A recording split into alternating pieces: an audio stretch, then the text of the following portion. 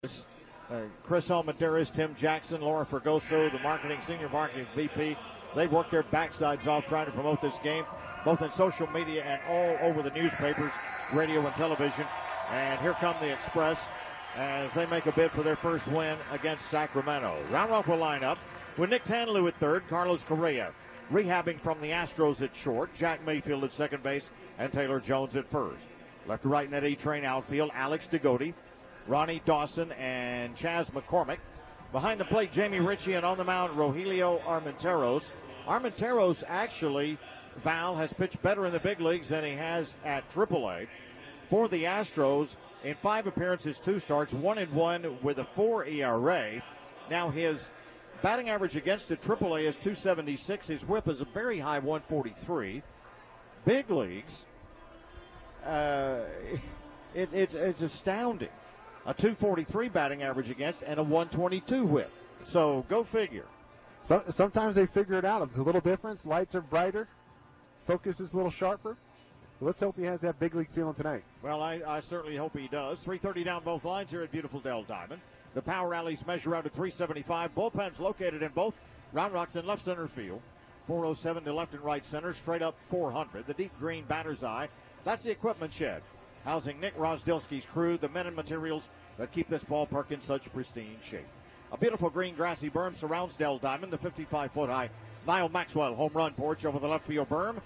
Down the right field side, the picnic and pool area. The bullpen bar and home run dugout, brand new here at Dell Diamond, the children's play area. And behind the 407 in right center field, Old Glory, the Texas flag, and the Express banner just waving about very, very gently. Not much of a breeze in here at all. But when you walk into the ballpark, the thing that grabs your eyes the most, that 7-story high Dell Diamond LED scoreboard beyond the bullpen in left center field. Round Rock decked out tonight in home whites, Express in dark blue, outlined in red, splashed across the front. They wear the dark blue hats with the interlocking, well, that's not the interlocking red and white double R's, that's the E-Train emblem on the crown. Road gray pants, black shirts for the baby brothers of the Giants. They wear the Sacramento Rivercats emblem in gold on the left pocket. Gold numbers on the back. They wear black hats with the Sacramento Rivercats emblem on the crown of the hat. Starting it out, Abiatal Avellino, their shortstop. Avellino, 3 for 9 against Round Rock in the playoffs with an RBI. Right-handed batter who hit .283 overall with 12 home runs. Slightly open stance, very talented baseball player. Round Rock's defense set up with the middle infielders playing back. And here's the pitch. Right over the middle. Must have missed high. Ball 1. We're underway at 7:10 Central Time in game number 3, of a best of 5. 1 ball and no strikes. Open right-handed stance, the pitch. Down and away, missed way wide of the plate, 2-0. Avellino has base hits in 9 of 10, including the playoffs. Here's a young man who has RBIs in 4 of 5 in his playoff adventure against Las Vegas. The wind at 2-0, the Armenteros pitch. That's over for a strike. Calling balls and strikes, Paul Clemens. At first, J.J. January. At second, Brian Fields. At third, Sean Ryan. That's Pacific Coast League crew arbitrating this PCL Championship Series. Umpires brought to you by Ideal Size. 2-1 pitch. Hooked at wide and high, 3-1. Little bit of nerves here, it appears. It could be a little tightness, little jitters. Just got to get settled in. I'll tell you what, you said you come here, you look at the scoreboard. I'm looking at this field. It could be opening day right now. The field's beautiful. Looks like it's never been played on. Nick Rozdilski take a bow. The 3-1 pitch on the way. Upstairs, ball 4. Not the way you wanted to see this one start. Maybe a little too careful as well. Yeah, the wind's not really blowing out now, starting to blow out towards left field. But just want to get those first couple outs in, get settled, not have any damage in the first inning, so to focus on getting a ground ball here, let your defense do some work. Left-handed swinging center fielder Mike Gerber led the league with 41 doubles, 308 overall with 26 home runs. Stands almost straight up to the plate. 3 to the right side of Round Rock's infield. Armenteros sets and brings it. That's foul back, strike 1. Gerber 2 for 8 in the series against Round Rock. A .300 batter in 7 games in the PCL playoffs. Here's a guy you really, really have to work hard in on his hands. You do not want him extending his arms. Little hit of a breeze now blowing in from right center field toward home plate. Armenteros works from the stretch. 17 steals for Avellino. He's out at first with a pretty good lead. The set and the pitch. Up and away, 1-1. Armenteros does not look anywhere near what we have seen him at his best. Yeah, you mentioned maybe a little bit of jitters. The ball, most of the misses going up. Just maybe trying to overthrow a little bit, gripping the ball a little too tight. Just calm down, playing catch with the catcher. Seems simple, doesn't it, Mike? It really does, but it's very, very difficult, as we all know. 1-1 set. And a lob toss to first. Armenteros has tended to, over the course of this season, fall into a pattern of working very, very slowly, and it has not helped him. When he moves the pace along, even with runners on, he's so much better off and so much more in control of himself and what he's trying to do with hitters. 1 ball and 1 strike. Letter high set, and another throw to first, this with more intent on it. Now, I'm not going to equate baseball to golf, but when you stand over a golf shot and you stand there way too long thinking about where it's going to go or where you might miss it, it's similar when you're playing baseball. If you're thinking about something too long or you're pausing too long, you kind of lose your natural instinct and your athleticism. 1-1. Swing and a miss on a dandy straight change. That has been Armentero's bread and butter pitch in the playoffs and in the last part of the season. He has worked it, in and out with that fastball of his that runs with sink at 94. And it's a tremendous change at 13 miles an hour differential. There's some things they're trying to get rid of in baseball, right? If it were me as a left-handed hitter, I would have gotten rid of the right-handed straight change. Yes. 1 ball and 2 strikes. A long hold and the pitch. Runner goes. Downstairs, throw to second base. Safe at second. 2 things that worked there. They picked a perfect pitch to run on, a breaking ball in the dirt. Armenteros, very slow delivery to the plate. And now, there goes your easy double play possible. A runner in scoring position for the River Cats with nobody out, and a 2 ball, 2 strike count on the very tough Mike Gerber. Yeah, Richie got rid of the ball quick. Perfect throw right in the base, but the bag was stolen on Armenteros, not necessarily Richie. 2 balls and 2 strikes. The pitch. It's out in front of the plate with a slider. Now, as the fact he's thrown 7 out of the zone and 3 strikes, we're working on a situation where the pitch count is already beginning to be telltale here. Well, as we mentioned, you're playing every pitch, every play at a time, so Mickey Story's got decisions to make along the way. If he doesn't have it, then you got to go to the next guy because there's no game without this game. 3 balls and 2 strikes. The pitch, hammer to right. Back it goes right in front of the fence. McCormick puts it away. Tagging and heading to third goes Avellino. 1 out now with a runner at third. And here is a bread and butter situation for Armenteros to pitch around. Yeah, with the base open at first and only 1 out, you're looking to get a double play or put a double play in order. Be very careful with Christian Adames right here. Well, Christian Adames has been the horse in the playoffs for them, both offensively and defensively. He has base hits in all 7 games in the playoffs. 3 for 7 this series with a homer and 2 driven in against Round Rock. Infield in, track to the grass all the way around the pitch. Upstairs and outside, ball 1. This is where you might see him give a couple chances, try to pick on the outside of the zone, maybe make him chase early. And if you get to a 2-0, maybe even 3-0 count, they might just put him on. Wouldn't be the worst thing that ever happened, although Francisco Pena is leading all hitters in the playoffs, hitting it over 400. 1-0 pitch. Slides inside, 2 balls, no strikes. Armenteros thought he had it. Paul Clemens, who made the decision, said no, 2-0. Adames had a 2-run double and a solo home run in Game 2 out in Sacramento night before last. It's a dangerous cat. Here's the pitch. Up and out, 3-0. I think they've made the decision. Yeah, it's one of those intentional walks. whether they're trying to or not, it may not be a bad move to at least get the double play in order or put a double play possibility in place. Adames parts of 4 Major League seasons with the Colorado Rockies. 3 balls and no strikes. A check at third, the pitch. Down and away, ball 4, lost him. So the second walk of the inning sets up a double play. But you're facing the toughest hitter in the playoffs in the PCL, and Francisco Pena, the DH. A .290 batter overall in the season. He actually started with Memphis, traded over to the Giants, and down to Sacramento. Had 17 home runs. 5 for 8 against Round Rock with a homer and 3 driven in this particular series. .474 batter for the playoffs. Right-handed catcher by trade. He's been DHing throughout most of the playoffs. Open stance, almost faces the pitcher. The pitch. That's below the knees. Ball 1. Boy, Armentero's not coming close here.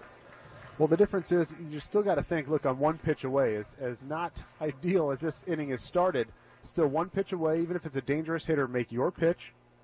And I'm a hitter, too. No matter how well I'm going, I can still roll over a fastball right down the middle. So just make your pitch. And, again, let your defense play. Right now they haven't had to do much. 1-0.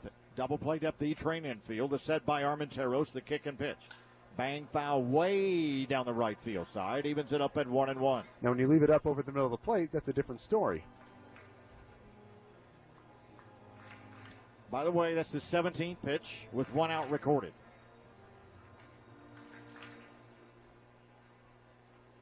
Pena made his Major League debut in 2014 with the Kansas City Royals. He's the son of former Major League catcher and manager Tony Pena. 1 ball and 1 strike. Armenteros the set. The pitch. Bang down the right field side. Slicing in the seats, foul. Catching a break there. Swung a little too late.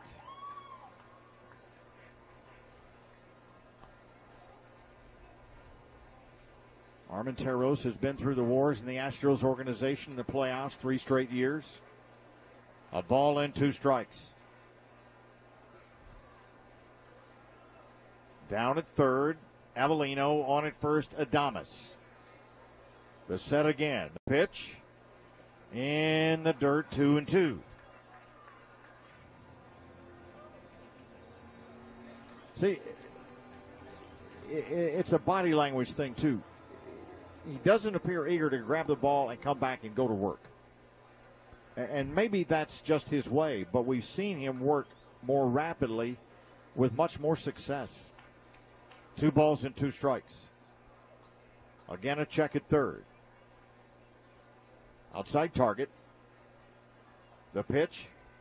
Bang down toward third. Could be 2. Over to second for 1. Back to first. Can you do it? Yes! Double play. And Armenteros gets out of the inning in 19 pitches unscathed. No runs. No hits. 1 runner left at the end of 1/2 inning. Sacramento nothing. Round Rock up next on AM 1300 The Zone, driven by Elder Mitsubishi Cedar Park. Test drive Mitsubishi, 1 express tickets at Elder. Back with the home half of the first on AM 1300 The Zone. Last time out was a win at Vegas.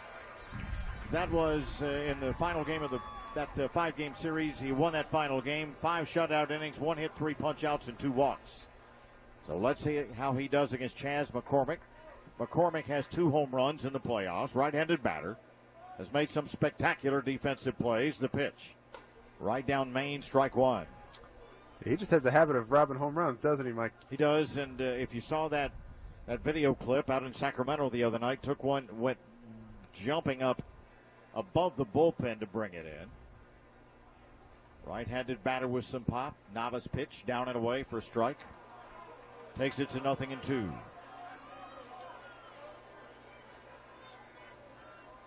McCormick, 269 batter overall, counting his days and games in Corpus. 14 home runs on the season, 66 driven in. 10 home runs in Round Rock in the second half. The pitch. Cut on and foul back, a wicked swing. McCormick 1 for 7 with a 2-run homer in game 1 against Sac. Has 2 playoff home runs, 1 against Iowa. Home runs in 2 of his last 3 games in the playoffs. Outfield well around toward right. Scoreless here, top half of the first. Navas sets and deals. Rip and a miss, strike 3. Blew it by him at 94. So Navas with a strikeout. 1 gone now for shortstop Carlos Correa rehabbing. It's a back problem this time. 278 with 19 homers, 56 driven in a Houston Astros uniform. Has made 21 plate at-bats for Round Rock. Rehabbing first rib injury and now back. 333 batter for Round Rock. Deep right-handed crouch Correa. The set and the pitch. Off speed, left it upstairs, ball 1. Umpires we introduced, brought to you by Ideal Signs. For the best custom artwork and message, it's ideal-signs.com. 1-0 to Correa. Straight away outfield looking in. Here's the pitch. Rip and a miss, letter high fastball. Defensively, Christian Adames at third. Abiatal Avellino at short. Levi Michael plays at second. Zach Houchins at first. Hayward, Gerber, and McCarthy left to right in their outfield. Ronnie Freeman behind the plate. Carlos Navas on the mound. The 1-1 pitch. Wow, down and away. Man, oh man. Low and outside strike zone so far for Mr. Clemens. And the fans do not like it. 1-2.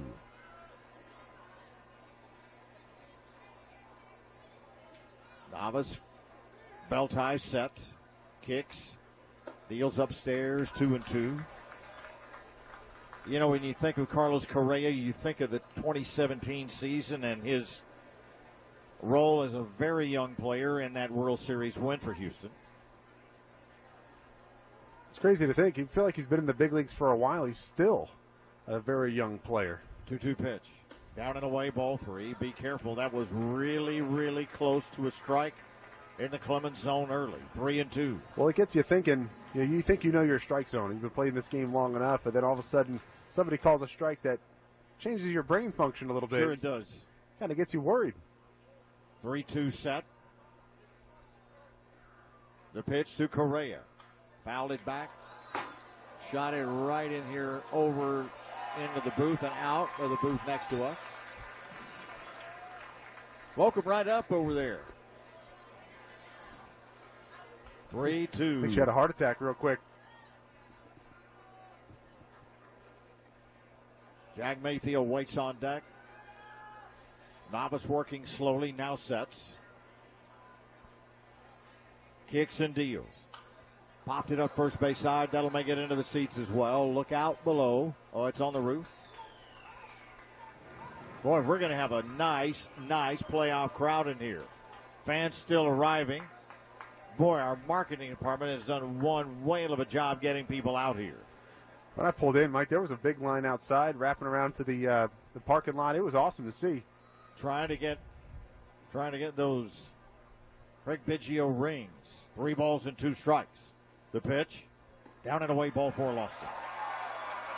So a walk issued by Navas. That'll bring on Jack Mayfield. Val Majewski's pick to click. Starting pitcher information we brought you about Navas and Armenteros, Smokehouse Report. Always a courtesy of Southside Market and Barbecue in Elgin and Bastrop. Since 1882, the oldest barbecue joints in Texas. They're great. Shop them online, SouthsideMKT.com. Well, when you got a big game, Mike, and you got a guy that's been carrying your team, playing multiple positions, you're hitting in multiple places in the lineup, and just continued to get it done. I know he spent some time in the big leagues this year, well-deserved. But you want the big name to come through in a big game. And he looks at strike 1. Mayfield 3 for 9 in this Sacramento series. Overall, a .290 batter at home here at Dell Diamond with 16 home runs. Hit right here. 3 of those in mid-August and 6 runs batted in a game against Oklahoma City. No balls and 1 strike. Navas sets belt high again.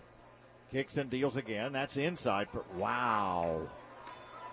Up and in, very tight at the letters. No balls and 2 strikes. Yeah, Mayfield didn't like it either, so just trying to figure out where's going to be the consistency. Well, inside, outside, up, down. Which one are you going to give? You can't give 2 out of the 4. Well, maybe you can. No balls and 2 strikes. You can. Doesn't mean you should. 0-2. Upstairs, 1 ball and 2 strikes. I should restate. No. You certainly can give all over the place. It's going to be a rough night. You might really find out who your friends are. Or aren't. 1 ball and 2 strikes. Double play depth, River Cats infield. Scoreless here in the first. 1 out, 1 on. The pitch. Popped it up first base side. That'll make the seats. Now, you said Mayfield loves hitting here at home. I haven't met too many people that do not like hitting here.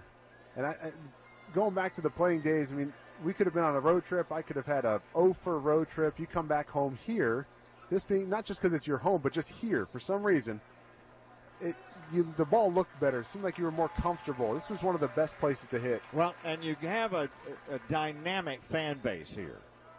1 and 2 to Mayfield. Navas sets again. Deals. Bang down toward third. Should be 2. Over to second for 1. Back to first. Save at first base. Couple of things. A very slow turn by the second baseman out there, Michael. 5-4 on the force of Correa. The slow turn allowed Mayfield first base on a fielder's choice for Taylor Jones, the first baseman. Jones has yet to have a big game in this series. He's due. 0 for 5 against Sacramento. But the hitting tool is there. Listen to this. 291, 22 homers, 84 driven in. Career highs in all for the 6'7" first baseman. 2 outs. No score, bottom of the first. Navas sets. The pitch. Jones tries to undercut an 87-mile-an-hour slider and comes up empty. 1 strike to count. And what keeps this inning alive, you said something as soon as the ball was bounced down to third base, should be 2. Mayfield hustling all the way, kept the play alive, gives Jones a chance now with 2 outs instead of the inning being over. Tanalou waits on deck. Navas again, a bell tie set. Outside target, the pitch. Way outside, 1-1. Jones had homers in back-to-back games up in Omaha to end August and open September. Right-handed batter, when he extends those arms, he is tremendously dangerous. The 1-1 set. The pitch, down and away. Maybe that's not a strike after all. Maybe not. Maybe he's getting settled in too. Good. 2 balls and 1 strike. I will tell you this, and I said this to some people before the game. These playoffs have been the best umpired playoffs we have ever been in. There have been very few controversies in these playoffs. 2-1. The pitch. Little tapper foul up the third base side. Taylor basically pounded that into the ground, and the count remains 2-2. Well, that's good to hear. You want your better umpires in the league to be rewarded. You know, and it's a long season for them as well. You know, and they're trying to get to the next level too. So it's good to see that the umpiring crews have been above par. Really, some real hustle. I think having 4 in the PCL makes a lot of sense. I don't know that it will ever come to that, but you never see the 4 umpires, none of them ever out of position. Throw to first, not in time. You see it in the 3-man crews, and it makes their job exponentially difficult. And I think that's led to a lot of controversy, but this 4-man crew has been, well, both the 4-man crews in these playoffs have just been superb. 2 balls and 2 strikes. Outside target. There goes Mayfield. That's banged down the right field side. He'll drop fair. Mayfield round second. Heads for third. Ball picked up and right by McCarthy. An RBI double for Taylor Jones. And a 1-0 Round Rock lead. That ball kept slicing. Mayfield turned to look over his shoulder to make sure it got to the corner. When he did, he raced home. And Round Rock with a 1-0 early lead. Well, again, the hustle by Mayfield down the line keeps the inning alive. He's going on the crack of the bat with 2 outs. Here, 2 out, 2 strikes. He's going on the swing, so he got a great jump off his secondary lead. Mickey Story waving him home all the way. He was able to coast in and score easily. Great piece of hitting there by Taylor Jones. Let's see if Nick Tanlou can keep this little bitty inning alive.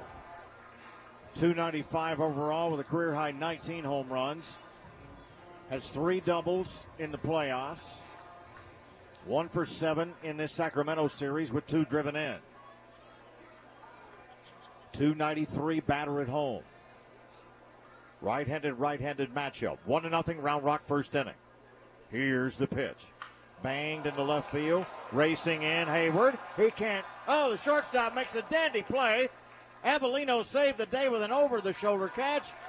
Hayward with no forward speed at all, and Avellino saved his lunch and a second run. But Round Rock scores a run on 1 base hit.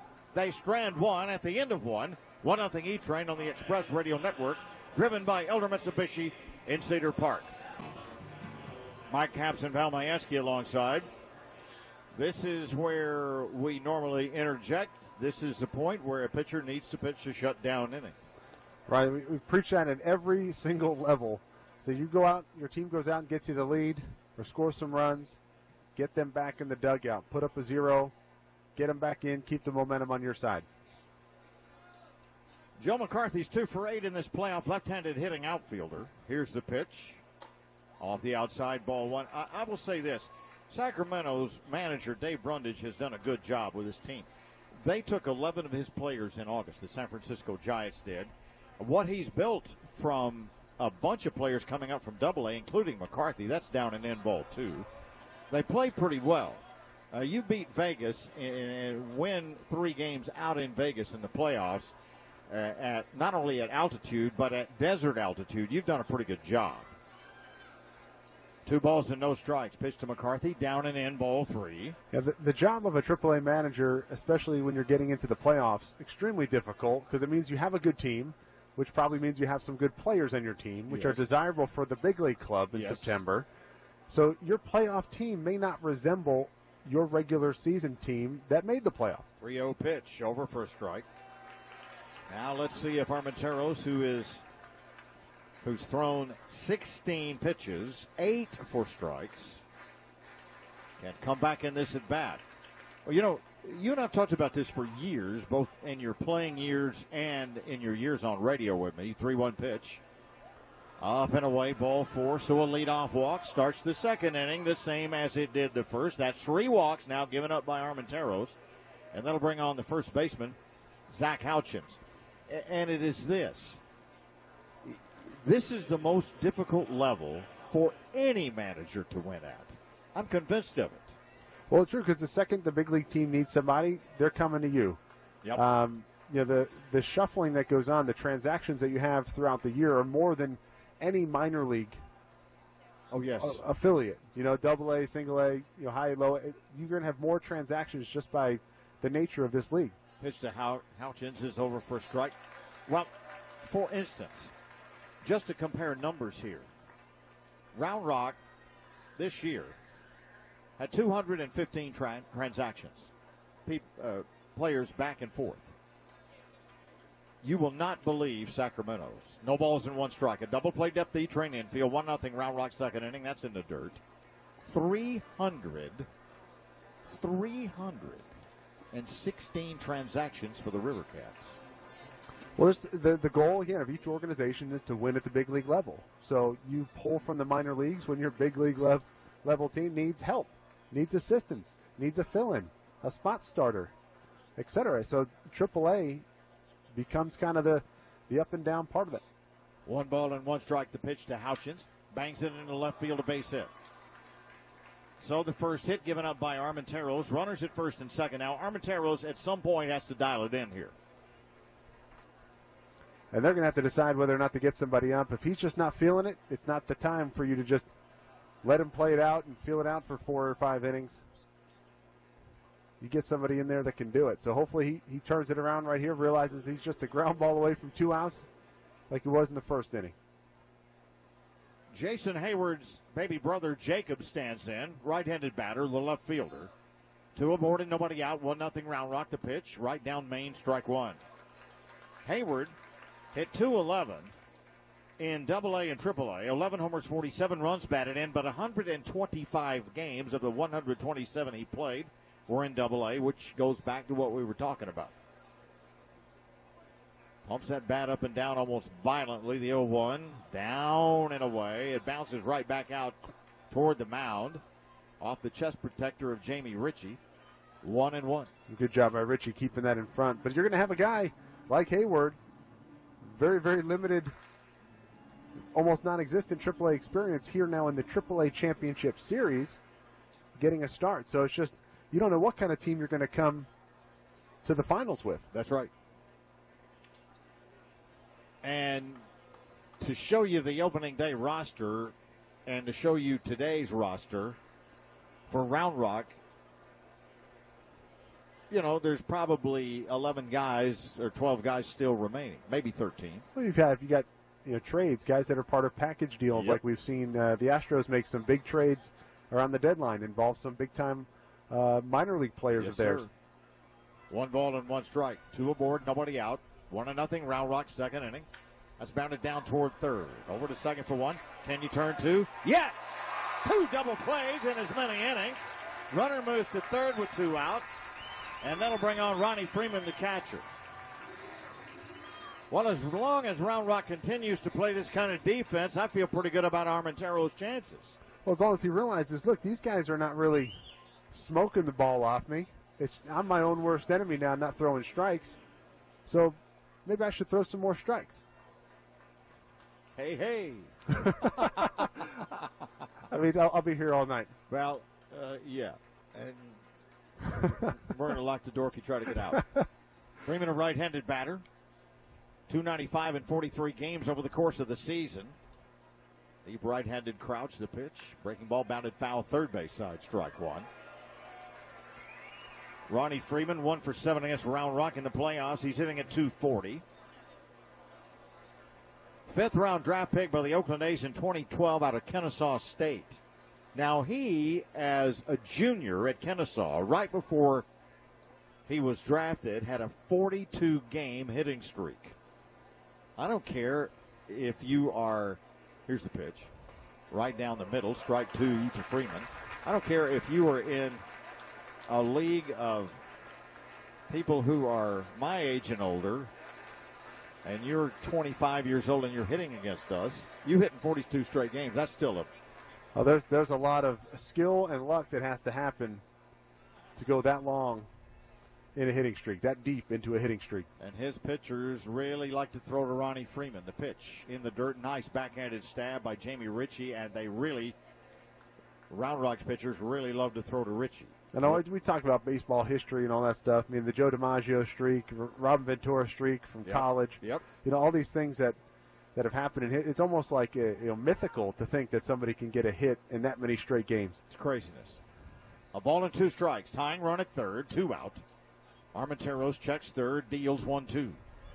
Down and away, backhanded again by Ritchie, 2-2.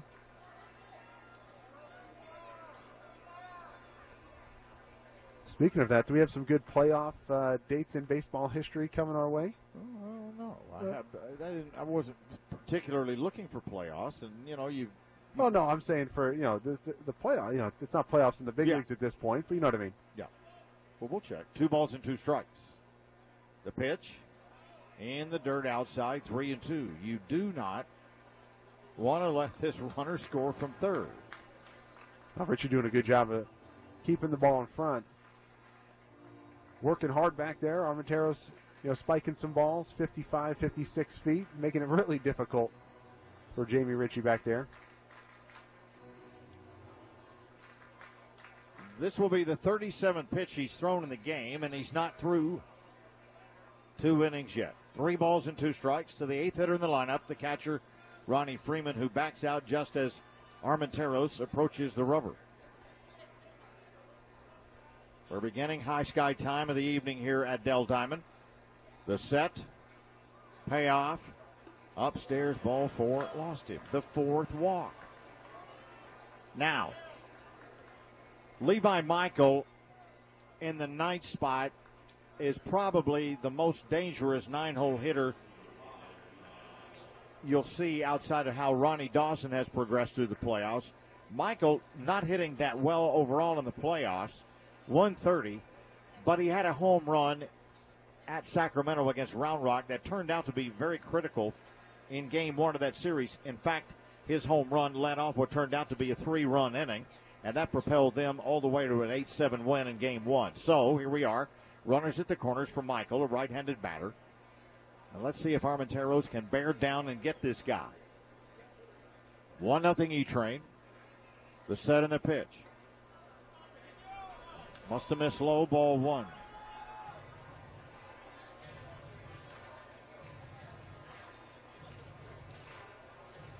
Michael drafted in the first round in 2011 out of the University of North Carolina by the Minnesota Twins. Stands in a slight crouch, almost appears to be bending backward. 1-0. Bounding ball into first, base hit, run scores. We're tied at 1. Round to third comes Houchins.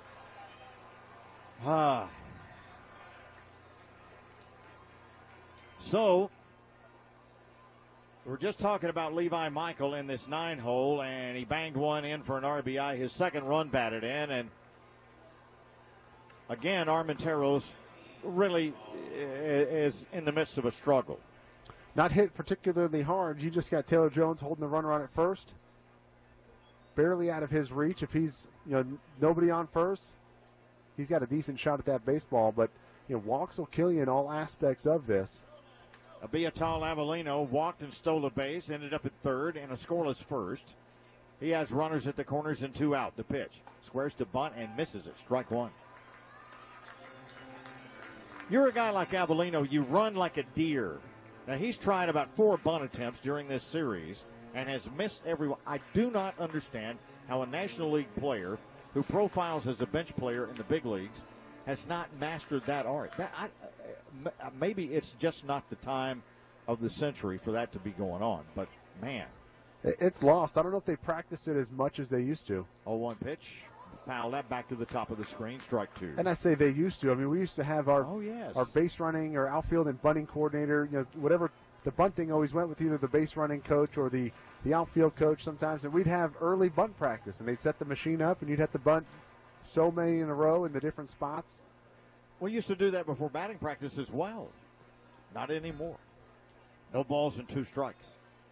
1-1 ball game as we play with 2 on and 2 out in the second inning. The set and the pitch. Down and away, 1-2.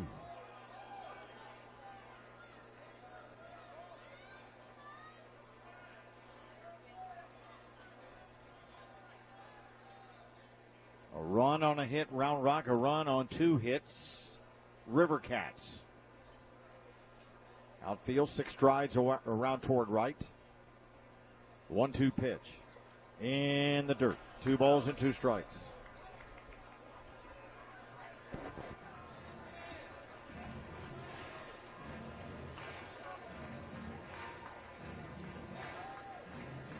Avellino on the season, 0 for 2 against Armenteros. Open right-handed stance and really can motor.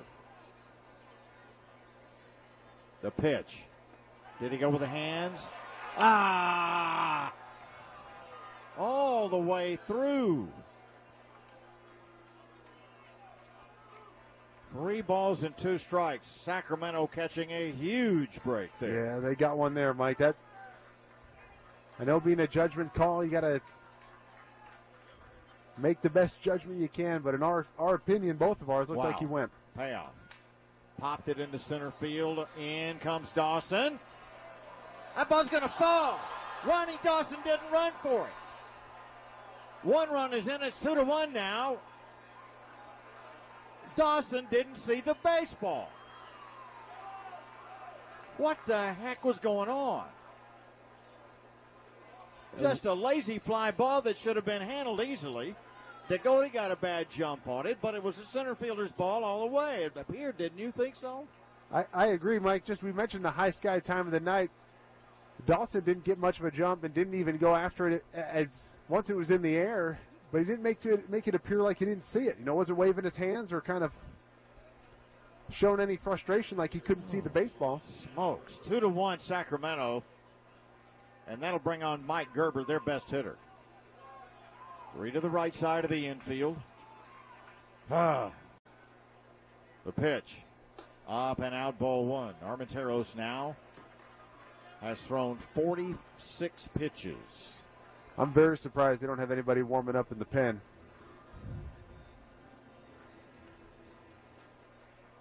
The third walk issued by Armenteros led to the first run. 1-0 pitch. Up and out, ball 2. Gerber lined to right his first time. The single by Houchins. A ground ball and a double play. You felt really good until Armenteros walked his fourth. The 8th hitter in the lineup, Freeman. Freeman's down at third now. On at first, Michael. Actually, Freeman's the one that's a breaking ball over the outside edge, strike 1. So Freeman's down at third and on at first. Right-hander Carson LaRue loosens in the bullpen.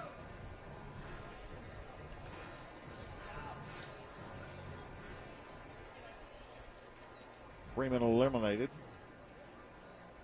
The set. The 2-1. Up and away, ball 3.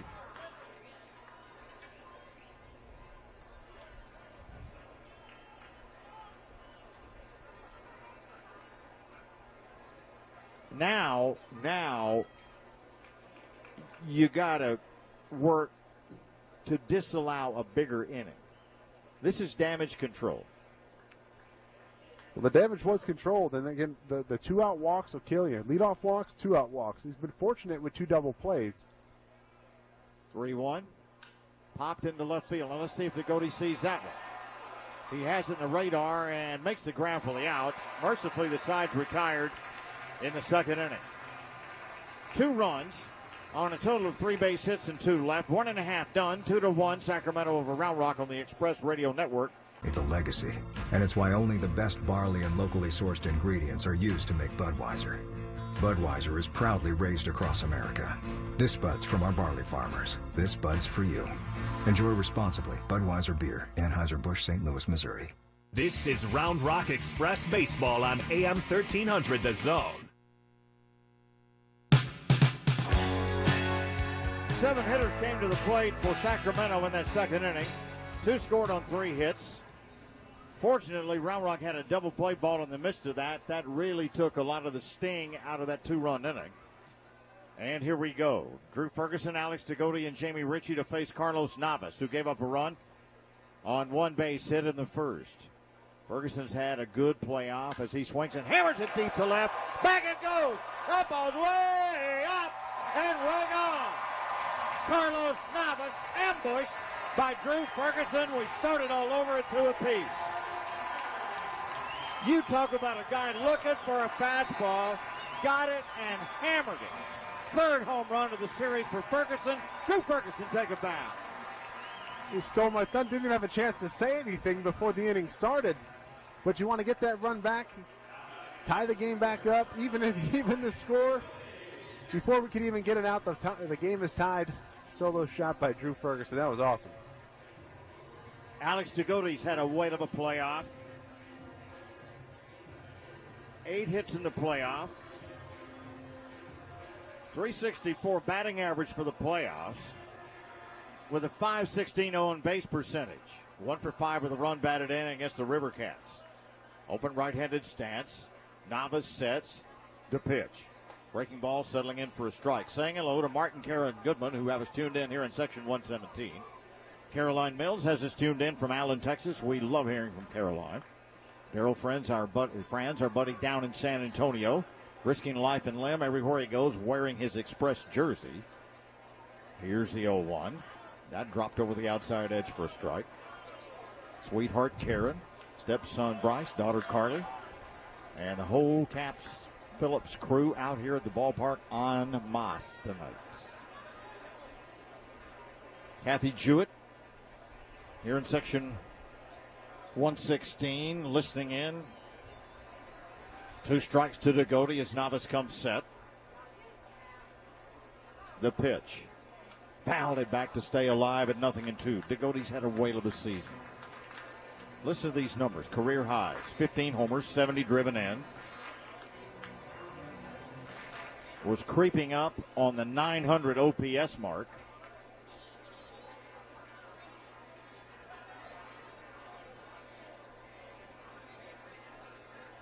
Playing in left field tonight. Has played second, third, short, and left throughout the season. That's a rip and a miss, strike 3. So the second punch out for Navas. Degody strikes out. That'll bring on catcher Jamie Ritchie. What I like watching about this, what I liked seeing about this team this year, at least from our perspective, is how many guys can play multiple positions. Yes. You see him in the outfield. Oh, he's in the outfield today. He's playing second, third. We had guys that could catch and play other places. So that was the versatility of this team was tremendous. Right-handed matchup. Ritchie looks at a fastball over the outside edge for a strike. It only makes you that much more valuable to the big league club when they have to make a decision. Hey, we need a guy that can play the outfield or maybe play second. Well, we've got a couple of those guys. Who do you want to choose from? And you know what else it does, Val? Here's the 0-1 pitch. Bang right into the hands of the shortstop Avellino. Throws from behind the second base bag and got him. 2 gone now. 2-2 tie. That'll bring on Ronnie Dawson, the center fielder, who has hit 3 home runs, and every one of them smoked in this series. It also shows scouts who are here, not only from all the major league teams, but all the teams in Japan and Korea, that this is a versatile player. Here's what he can do. And that's true. You kind of forget about that part of it. This league does get picked apart year after year. It's a scouting ground for the Korean and the Japanese league. Left-handed hitter Dawson swings through a fastball and misses, strike 1. And you've seen guys go over there and have great careers or great seasons. Well, Jared Hoying, who played here for 4 years, has just been going crazy the last 2 in Korea. Here's the 0-1. Swing and a miss again. Oh, they love him over there. Yeah. Yep. I mean, he's a true 5-tool type player, too. Yeah. And what the Rangers did not see in him that everybody else did is beyond me. Foul pole to foul pole in center field. Hit with power. Run. 0-2 pitch. A really good arm. Fouled off third base. Yeah. I mean, and one of the greatest clubhouse players to come through here. And you don't find all those, all that many with that kind of skill set.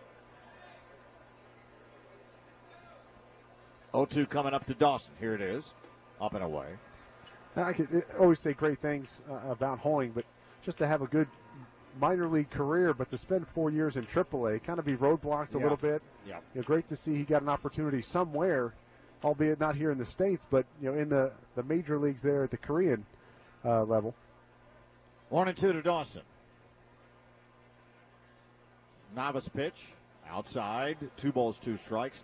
Navas seated behind home plate when Dawson hit those 2 home runs in Sacramento.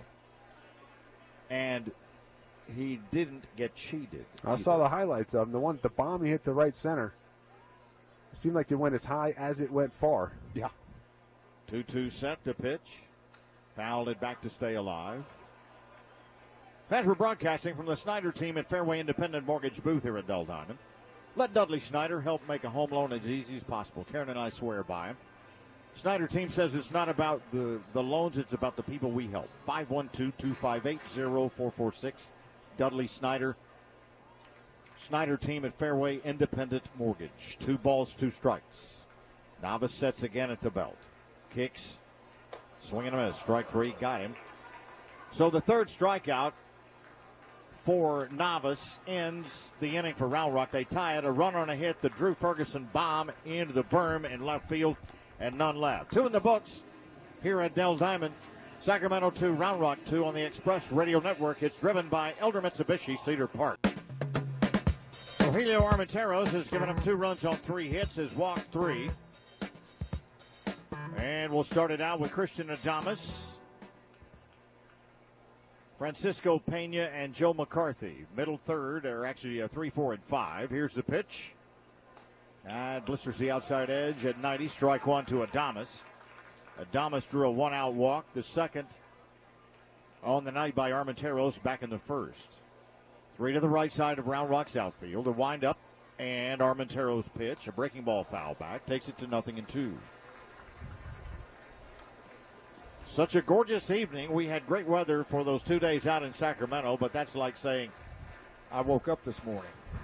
You know? Very consistent. It really is. No balls and 2 strikes. Adames steps back. Scoreboard updates brought to you by Caravel Shoes. 5525 Burnett in Central Austin on University Oaks near IKEA in Round Rock. Finest comfort shoes in the shoe industry. Adames steps completely out of the hitting area. And the home plate umpire barking at him. 0-2. They also provide, over the last 82 years, the greatest shoe sales staffs in the country. That's a little bit low. 1 ball, 2 strikes. Dodgers a 4-1 lead over the Mets at Citi Field. Bottom of the 6th. Gavin Lux has hit his second. We had a chance to see Gavin playing for the Oklahoma City Dodgers. And Val, he's the real deal. The 1-2 pitch. Chopper hit out toward Correa. Playing at second base in the shift. Throws to first and got him. Boy, Correa threw that over there about 95 miles an hour to gun down Adames for the first out here in the third. 2-2 ball game. Sacramento and Round Rock. Well, he had to. That was the thing. The ball got to him a little slower than he had thought. Adames hustling down the line. Had to rush to throw a little bit, but fired a bullet over there, like you said, at 95 plus.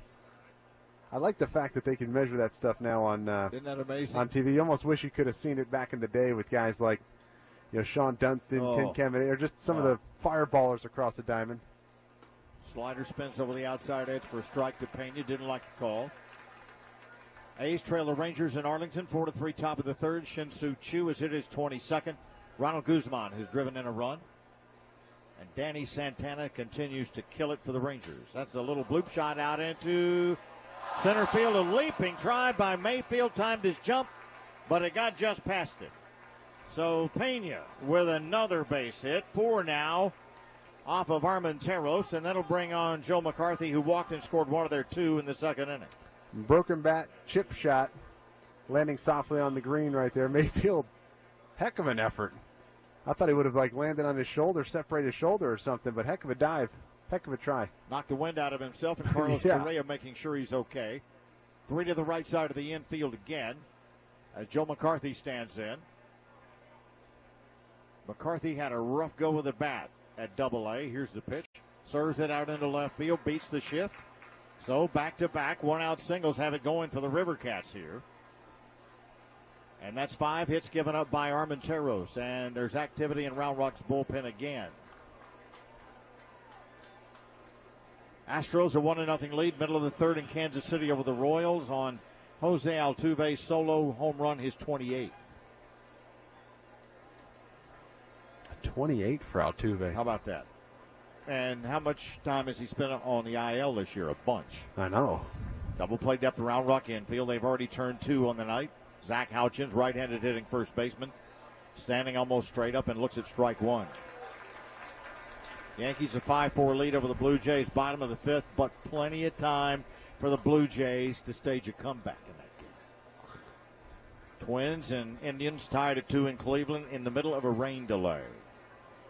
No balls and 1 strike. The pitch, rip and a miss at 93. Started him out at 83 with slow stuffs for a strike, and then dialed it up to 93 with Houchins swinging way past it. Orioles 4, Tigers nothing in the inconsequential game of the night in Detroit.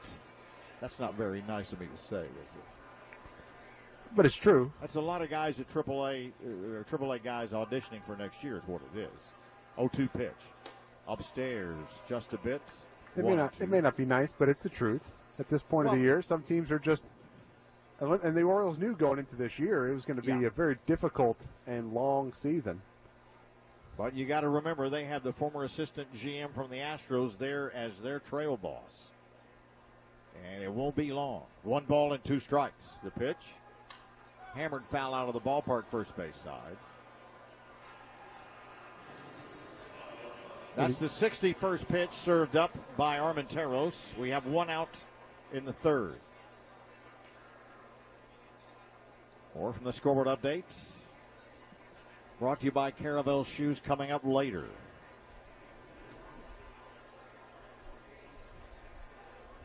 A look at second, the pitch. Letter high, cut on and miss, strike 3. First punch out for Armenteros. 2 gone now for Jacob Hayward, who grounded into the double play. That took a little pressure off of Armenteros in that 2-run second inning. 2-2 tie. We are in the top of the 3rd. Great Friday night crowd on hand here at Dell Diamond for this playoff game. 2 aboard. Here's the pitch. Breaking ball in the dirt outside, ball 1.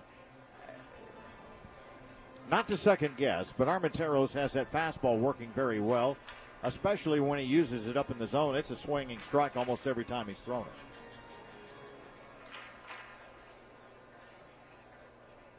1 ball and no strikes. They're set by Armenteros. A look at second base. A huge lead for Pena. The pitch in tight. 2-0.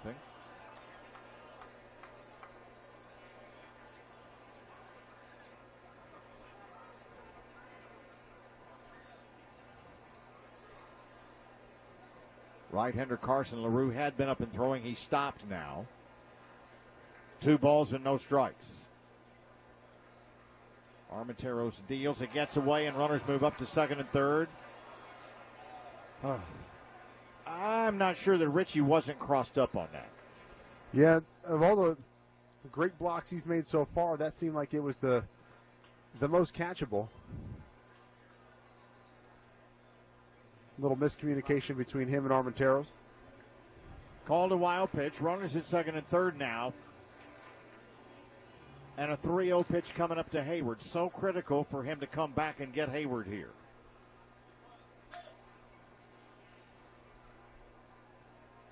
Taking a world of time.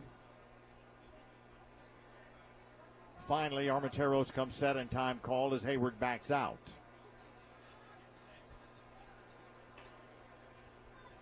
Three balls, no strikes. River Cats with runners at second and third. The 3-0 pitch to Hayward. Banged right into left field, base hit. 1 run is in. They're waving the second run. It'll score a 2-run single, and they take a 4-2 lead. Jacob Hayward swinging 3-0 and coming through in the clutch. That ball was hammered out to left. Mike Correa tried to do the best he could to get up about 15 feet in the air. Couldn't quite get it. So Mickey Story has seen enough.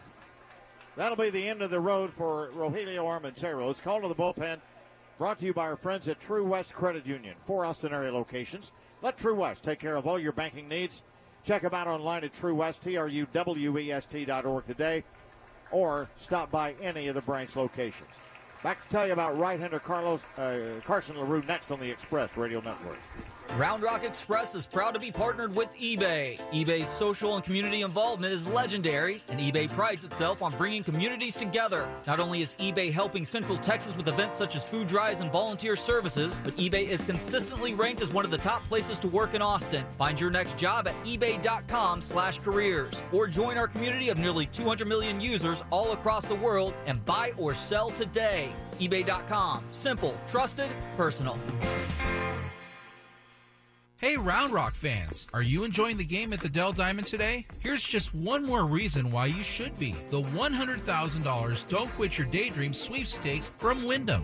While you're at the game, look for the Don't Quit Your Daydream sign and visit the Wyndham booth to enter for a chance to win $100,000 and other fabulous prizes. That's right, $100,000. For official rules and to enter for your chance to win $100,000, visit the Don't Quit Your Daydream booth at the Dell Diamond today.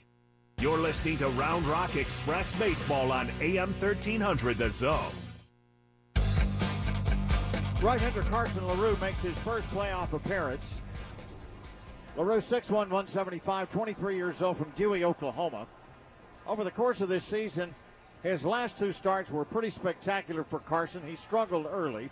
2-4, 7 starts, a 5.40 ERA. Did not make an appearance against Sacramento on the season.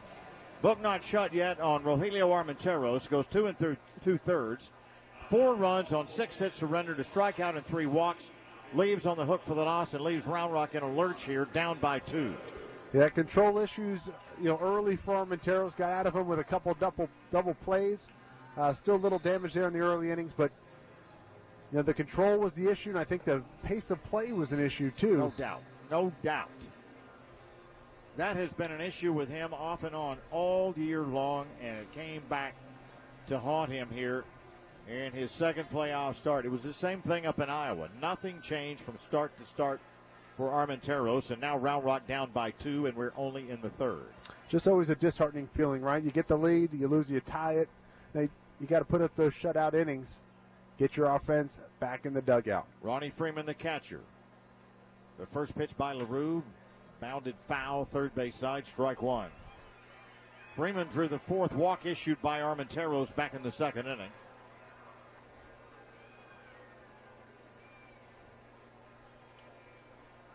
One strike to Freeman. We've seen Ronnie Freeman in a Reno Aces uniform and in Sacramento. Outfield 5 strides toward right. Infielders back with 2 out. Here's the 0-1 set, the pitch. Fouled off first base side, and LaRue doing a nice job ahead in the count on Freeman, 0-2.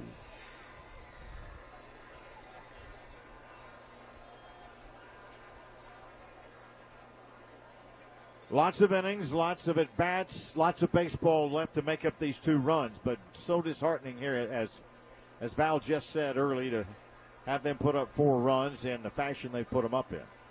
Here's the 0-2. Cut on and foul back. Boy, this is the first time we've seen LaRue break 95. Very nicely done. Talking to Carson after his last start and win. Had a big smile on his face. He said, Cappy, it has been rugged up until these last 2 starts. 0-2. The pitch. Bouncing ball out to Correa at short. Scoops it. Easy throw across. Got him. And side retired in the third. 2 runs, 3 hits, 1 runner left. 2.5 in the books. 4-2 Sacramento over Round Rock. Season 20 of Express Baseball. Driven by Elder Mitsubishi, Cedar Park. Test drive Mitsubishi. 1 Express tickets at Elder. Home half of the third comes up in 97. Little change of pace there from Carson LaRue, working fast, throwing strikes. As they say, look, let's get ahead. Let's get these 2 runs back, get ahead, put up some damage, put up some runs, create some damage. We're still in this thing. Right-handed hitting right fielder Chaz McCormick. Pops it up behind home plate. Ronnie Freeman, the catcher, off, but it'll be way, way out of his reach. And bounds on the top of an empty seat and rattles around, strike 1.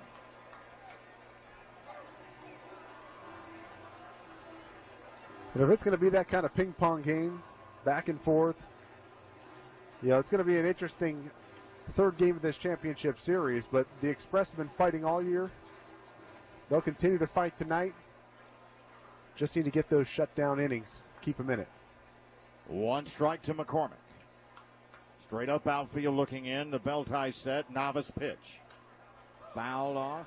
Shot it into the sides and back down into the screen behind home plate. 0-2.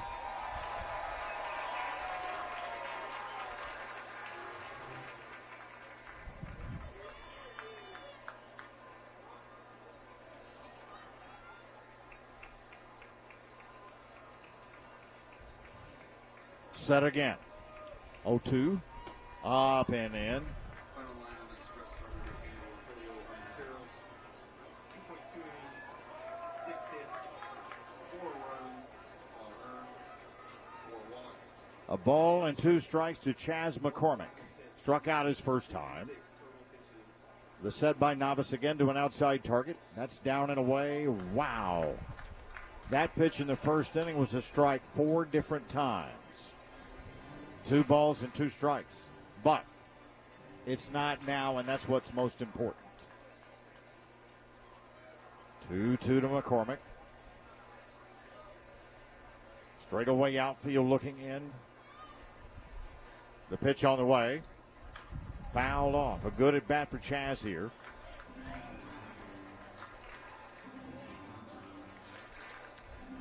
Novice started out rather slowly, giving up a run in the first inning. His teammates came back with 2 in the second inning. Drew Ferguson hit a solo home run to the top of the berm in left to open the second, to tie it at 2 apiece. They put up 2 more in the third and lead it 4-2. 2 balls and 2 strikes to Chaz McCormick. Carlos Correa waits on deck. Novice sets again at the belt, kicks, hooks the slider, holds on to it too long, and it sails low and outside, ball 3. In these situations, managers are always, look, we're not going to get it back in one swing of the bat. As the leadoff guy, McCormick, you can't hit a 2-run homer to start off the inning. So create a good at bat or have a good at bat, create some, put some pressure on the defense, and it gets contagious. You pass the baton to the next guy and the next guy and the next guy. 3-2 set to pitch. Up, ball 4 lost. A good way to start. Second walk given up by Novice. And it brings on Carlos Correa, who was the first walk behind the McCormick strikeout in the first. Now, even in this situation, you said, Mike, let's have a statement inning, put up 4 or 5 runs. You're not trying to necessarily go deep, tie the game here. Again, continue to pass the baton, have a good at bat, little single, double. You never know what's going to happen. You create that momentum, and as difficult as hitting is, it is contagious. Yes, it is. You feed off of each other. It really, really is. Correa from that deep right-handed crouch. Novice sets. A long hold. The pitch. Upstairs, ball 1. What must it be like for a 27-year-old right-hander from Venezuela who's just trying to knock down the door just to get a sniff of the big leagues, to be facing this young man who's played in and helped win a World Series? What must be going on in the mind? Swing and a miss. Maybe he's pretty good. Maybe that's what's going on in his mind. 1 ball and 1 strike to Correa. Well, sometimes you try to do too much when you're facing in this situation, whether as a hitter or a pitcher, facing an opposing big leaguer. But at other times, it might help you zone in and focus a little more. 1-1. The pitch, runner goes. Cut on and slapped into center field. McCormick's got to haul it to get back. A good arm, but it's not going to be in enough time to get McCormick to double him off. So Correa flies to center field. That'll bring on Jack Mayfield, who got aboard on a fielder's choice and scored on the Taylor Jones RBI double in the first. A lot of running from McCormick there just to get back to first base. But you got to be careful in that situation. When you're stealing, he's not necessarily sliding into second. And if he would have run past the base and not re-tag, he can be called out for not touching the, but good enough for him. He held on to the base, didn't have to go past it and re-tag. He made sure somebody saw him, too. Did you see the way he held on like down like there? He was looking right at the umpire saying, I'm touching it. I'm re-tagging. 4-2. Sacramento leads Round Rock here in the third. The stretch. The Novice pitch. That dives down and away. 1 ball and no strikes. And even a hard out, that was a line drive to center field by Correa. The hard outs, good at bats, solid contact, gives the rest of the guys behind you confidence. 1-0. Double play depth infield for the River Cats. Outside target set up by Freeman to throw to first, not in time, as McCormick, who's already shown he will run, goes diving back into the first base bag. 1-0.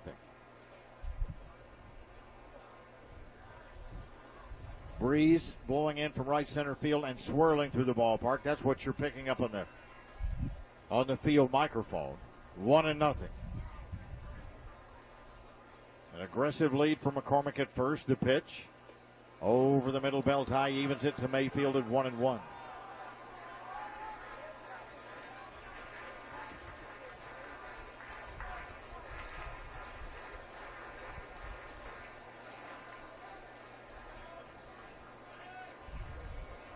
Ball and a strike, an extremely slow-moving game right out of the gate. The set.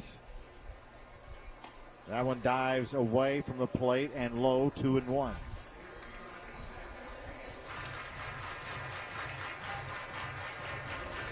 Well, I'm telling you, Val, playoff-wise, not counting the seasons in the Texas League, where we filled this, jam-packed this place, this may well be the best playoff game crowd we've ever had out here, AAA-wise. 2 balls and 1 strike. Another throw to first. You know, just that little bluff move, first rattle out of the gate by McCormick is in the head of the right-hander Navas here. That'll make him lose his focus just a little bit. That's all it takes. Leave a cookie for Mayfield. Breeze now has switched out of the south, blowing out toward left. The 2-1. Mayfield bounces it out to third. Over to second for 1. And not going to get Mayfield. 5-4 on the force of McCormick. 2 out now for Taylor Jones, who had an RBI double back in the first in almost a similar situation. Yeah, let's see if Jones can repeat himself here and keep the inning alive for Nick Tanalou on deck. A lot of baseball left to play, but you want to take advantage of the outs that you have. Only got 27 of them. Right-handed matchup. Jones pumps that bat up and down off his right shoulder as Navas sets. There goes the runner. Throw down to second base, not going to get it. So a stolen base by McCormick. And a runner in scoring position for the E-Train. And now, as deeply as Hayward's playing in the outfield, if he can get it over the shortstop Avellino, who's like a kangaroo out there, the way he ran and jumped, I thought for a moment we were in Australia when he made that grab. Talk about range at shortstop. 1 ball, no strikes. Jones looks at one down and away. Did he go? No, sir, says first base umpire J.J. January.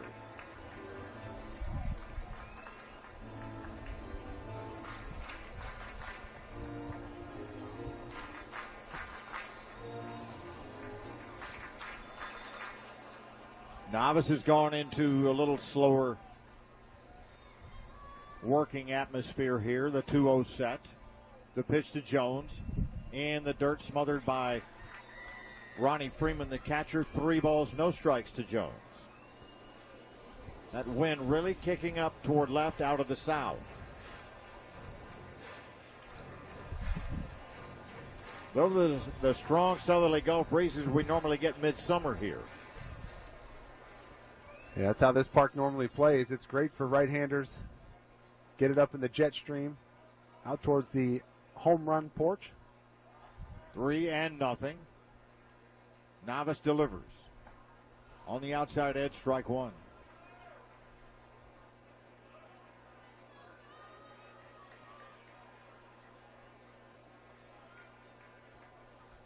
Talking to Jones on the Orthopedic Associates of Central Texas Clubhouse show, talking about his best days in a Round Rock uniform this year. The pitch.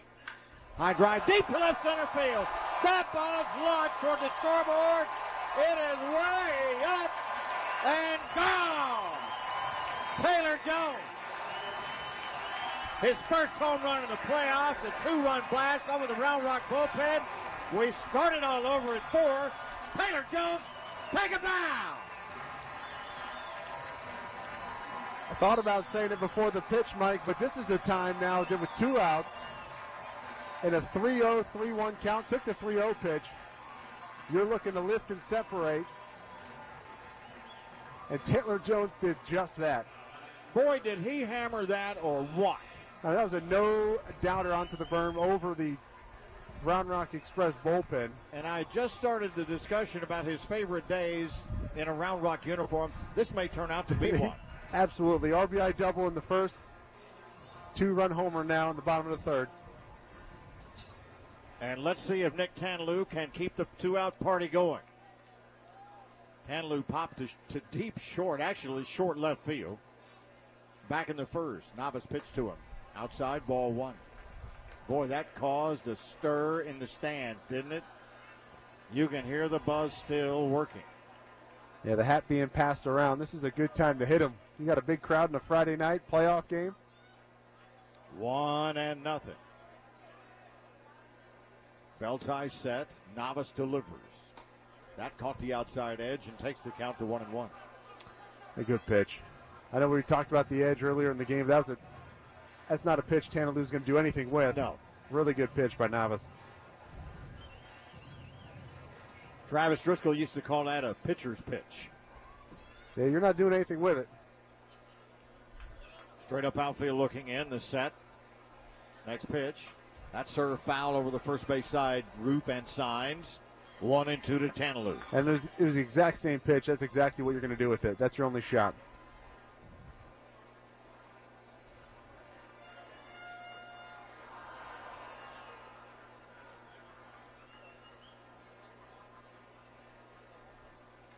A ball and 2 strikes. 4-4 ball game, 3rd inning. Tanaloo, nice relaxed right-handed stance. The pitch served right back on a line to Navas for the out. Side retired, but damage done by Taylor Jones. 2-run homer, 2 runs, 1 hit. Now let's see how Carson LaRue can really do here. I'm really excited to see him now. And he showed us 95 in that 3rd inning. And the situation he's in, you know, Val, Mickey Story would like to ride him as long as he can. Right, having starting experience, you know, you want your guy coming out is now your long reliever.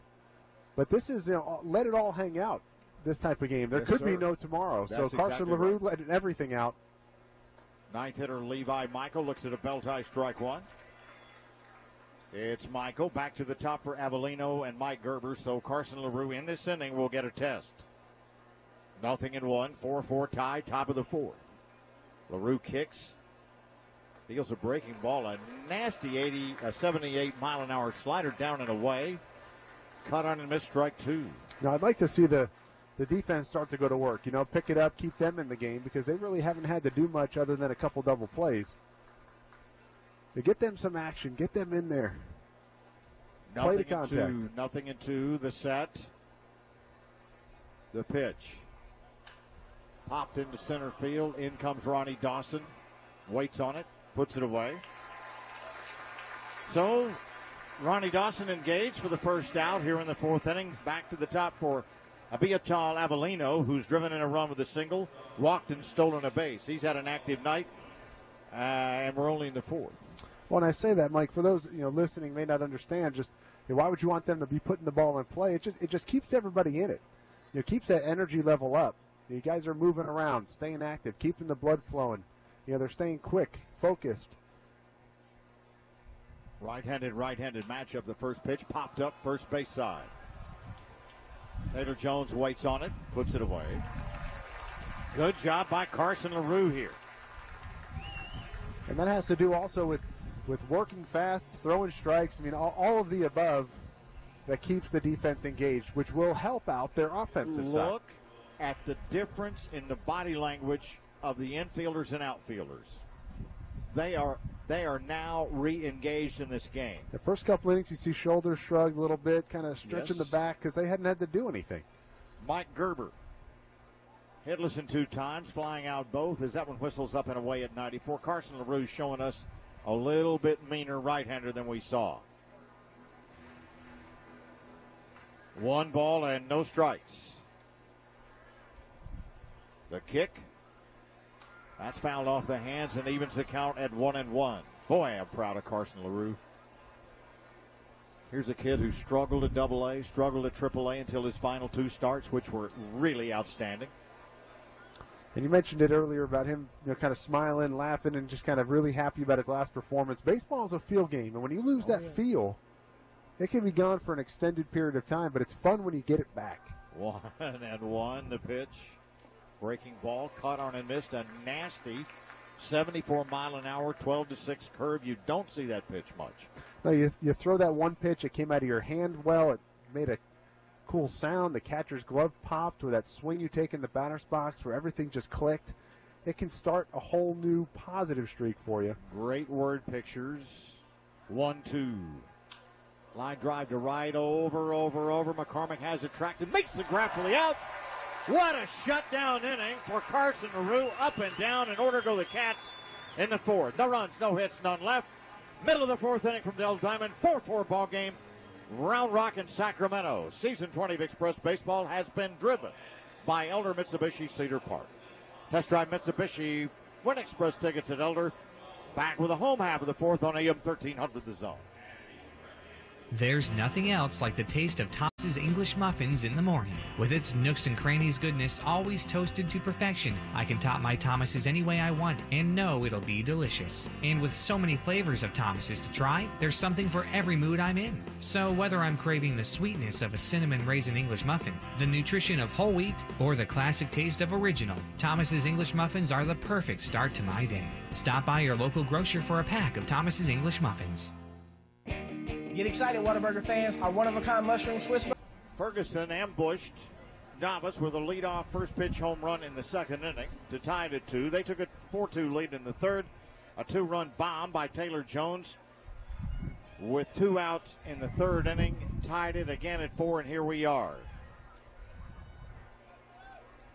Drew Ferguson looking for a first pitch to drive, I'll promise you. The set by Novice, the pitch. In too tight, belt high, ball 1. Novice thinking the same thing. He's not going to give it to him again. No, sir.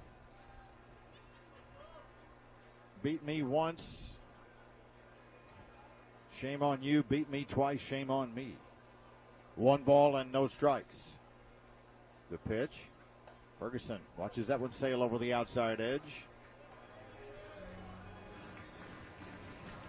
Broadcasting from the Snyder team at Fairway Independent Mortgage booth here at Dell Diamond. Fans, let Dudley Snyder guide you through the home loan process. This guy is amazing. Karen and I have used him twice. It's all about the people, not about the loans for Dudley Snyder. 512-258-0446. 1-1.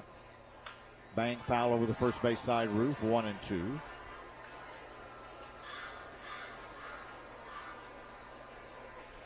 Boy, some dates in baseball history. They're dandies. Now, I can't promise you playoff dates. No, I didn't mean by that. I meant I since we're in the playoffs. You know what I mean. I got it. We'll search for them as we go along, but we start. They're brought to you by the Brass Tap, 204 East Main in downtown Round Rock.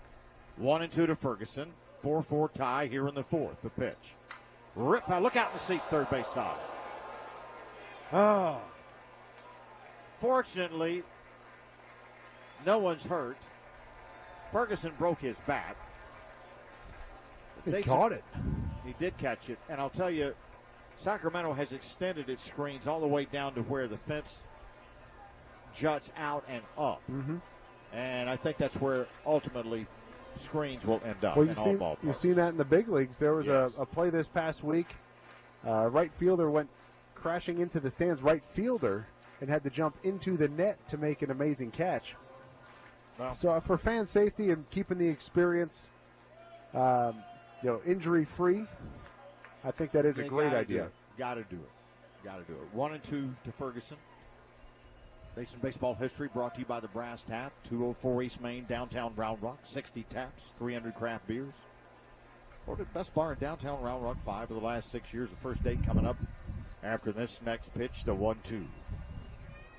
Novice cuts loose. Ripped down the left field side, into the seats again, foul. Boy, Drew seeing the baseball very, very well tonight. And that's a good thing. If you feel locked in, you feel like you've seen everything that he's going to throw at you, and you can barrel each one up, it gives you a tremendous amount of confidence, even when you're down to 2 strikes. Doesn't it, though? It really, really does. It's one of those little things as a hitter you come to appreciate when you've had it happen to you. And it happens by design, by the way. And I think you'll agree with that, the 1-2 pitch. Popped it up out into left field. Hayward has found it, waits on it, puts it away. Now, even that pitch, it was a 1-2 slider. Smashed it on the barrel, just a few centimeters away from his second home run. That's the awesome thing about baseball is also the game of inches, game of millimeters. Yeah. Drew Ferguson just a few millimeters away from his second homer of the game, but he's seeing the ball real well. Alex DeGrotte struck out his first time. September the 13th, 1845.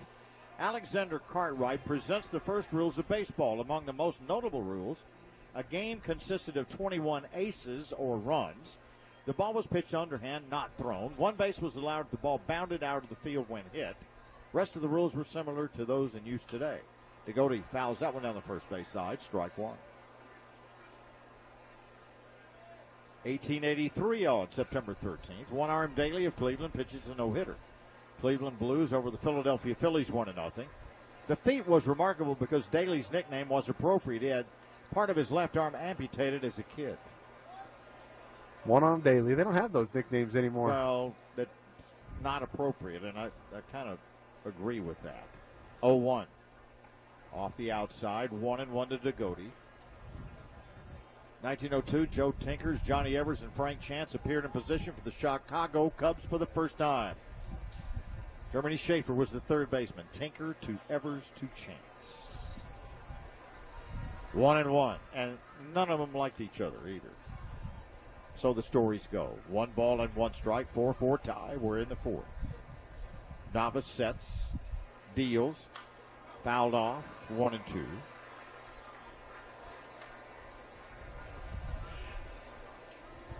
'09, Tigers tie Cobb, hits a home run to win the American League home run title. Cobb, the only player in modern history winning a home run title without hitting a ball out of the park. All 9 home runs were inside the park. That was in the dead ball era of baseball. Can you imagine what a guy like Ty Cobb or Babe Ruth would have done with a baseball they're throwing up there today? Holy smoke. 1-2 pitch. In the dirt outside, 2 balls. Well, I love when they try to compare the eras, right? We different equipment, different game, different time. It would be great to see them in a modern game. Oh. Obviously, no way it'll ever happen, but. Of course. But. That's where I think a lot of baseball historians run aground. Allow players of their era to be judged against players of their era, not against all-time. 2-2 pitch. That's line down the right field side, racing over into foul ground, and McCarthy couldn't get to it. New life for DeGrotte to it. It's impossible. Impossible. You got different equipment. Bats, balls, gloves. Different way the game was played, emphasis on certain things. Different travel. The stadiums were different sizes. They weren't built for the offense like they are today. Like you said, different travel. You're traveling on trains instead of trains, and there were no team buses. No. But you would love to see the comparison if you could see how they measure up. I think they would do great. 2 balls and 2 strikes. The pitch to DeGrotte, right down the middle, must have missed low, 3-2. Dazzy Vance of Brooklyn pitches a no-hitter, September 13, 1925. Brooklyn Robins over the Phillies, 10-1. Along with his one-hitter on September the 8th, 5 days before, Vance set a record for fewest hits in 2 straight games.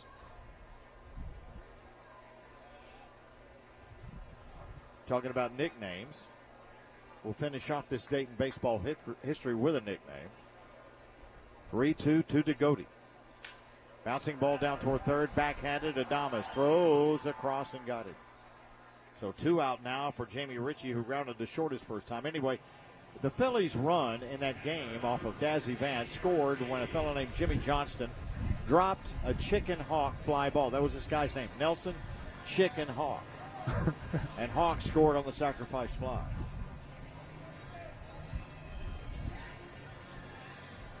So here we go with Ritchie. 2 out, 4-4. We're in the 4th inning. Carlos Navas about to throw his 74th pitch. Right-hander delivers. Knee-high, strike one. Chicago Cubs manager Rogers Hornsby in 1931 on September 13th sent Rogers Hornsby, the player, to pinch hit with the bases loaded, bottom of the 11th against the Boston Braves.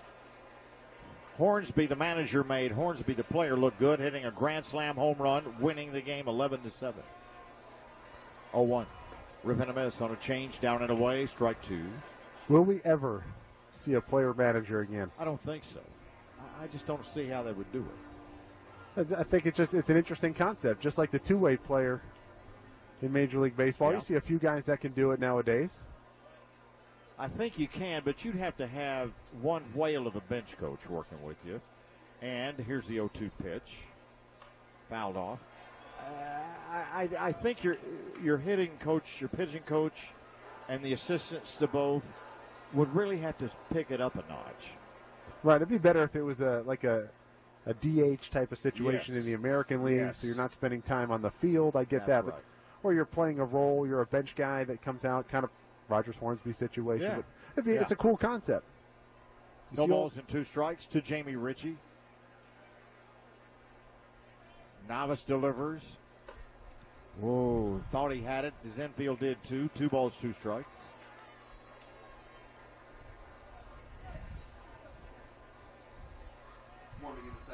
In the American Association, 1933, Joe Hauser of Minneapolis hits his 69th homer of the season. The only player at the time hitting more than 60 home runs in each of 2 seasons.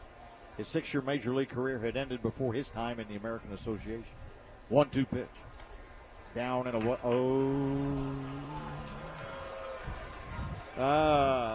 Questionable strikeout. 1-2-3 go the Express here in the 4th. No runs, no hits. We head to the 5th. We're tied at 4. Sacramento and Round Rock. Craft beers and talking baseball with Mike Caps. That starts in January, and you, my man, will be on that show. That'd be awesome. Be glad to do it. It is a lot of fun. 3 to the right side. Adames, the left-handed batter in the switch hit situation. Here's the pitch. Over the inside edge of Dandy. Where the heck was that one? Ball 1.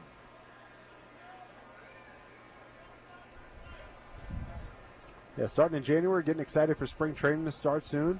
That's the best time to start that show. We've had it. Here's the pitch. Slider. Oh, that's a fast. That's a sinker down and in. 2 balls, no strikes.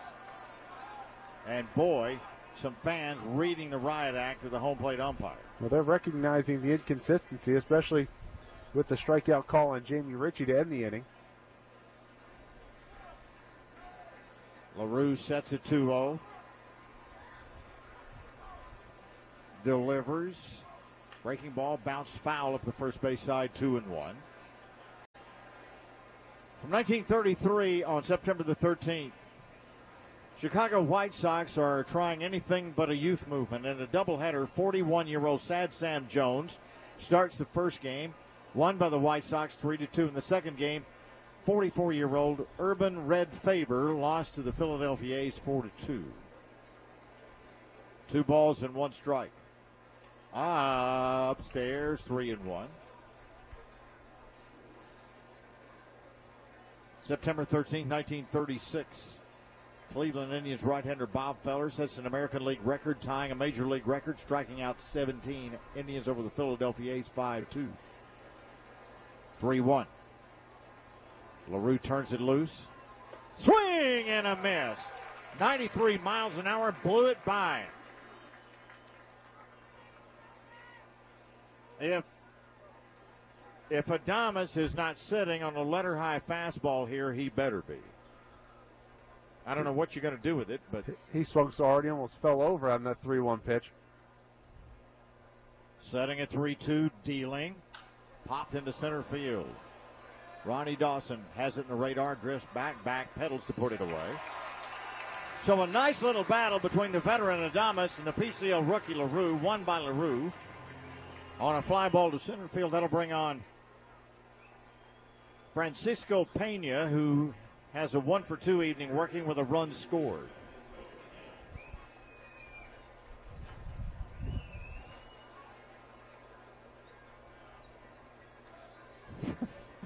You're going to love this one from 1942, wartime baseball, September the 13th, as Pena stands in. LaRue sets to an inside target. Deals. Swing and a miss. Letter high fastball at 94, strike one. Len Morello of the Chicago Cubs sets a major league record, committing 4 errors in 1 inning. Cubs over the Boston Braves, however, 12-8. Murillo became a father on the same day. Okay. This line is just wonderful. 0-1. The pitch. Breaking ball, bounce foul alongside the third base dugout, fielded by the ball boy, strike 2.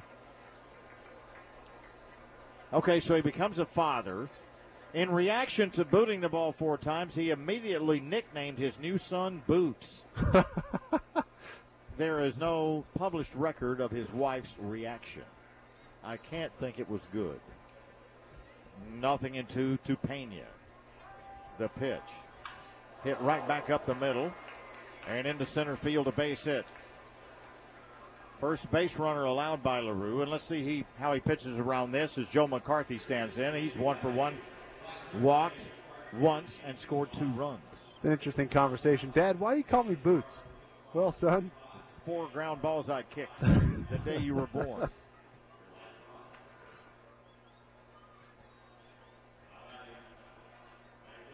It's all out of love. It's out of love.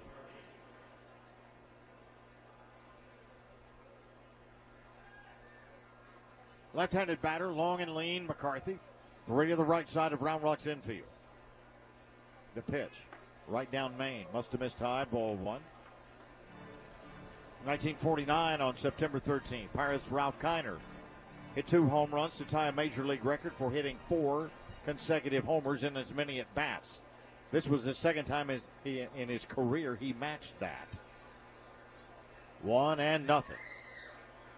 LaRue's next pitch, a breaking ball for a strike, evens it up at 1-1. Now, 2 guys I think I wish I would have seen hit more. You see a lot of video Mickey Mantle. Yes. You know, Willie May, Hank Aaron, Babe Ruth videos, but I would have loved to see Harmon Killebrew and Ralph Kiner hit more often on video. Heard they absolutely crushed balls. You know, you look at the way those 2 were built, too. Very similarly. Right. 1 ball and 1 strike. A long hold in the pitch.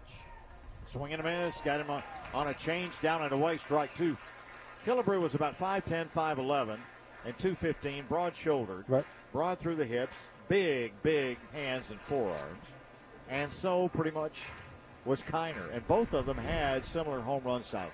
Didn't see either one of them play in person, but like you saw a lot of films of them. And boy, could they put it in play. Did have a chance to see Mantle, however. That was a whole different experience. Here's the pitch.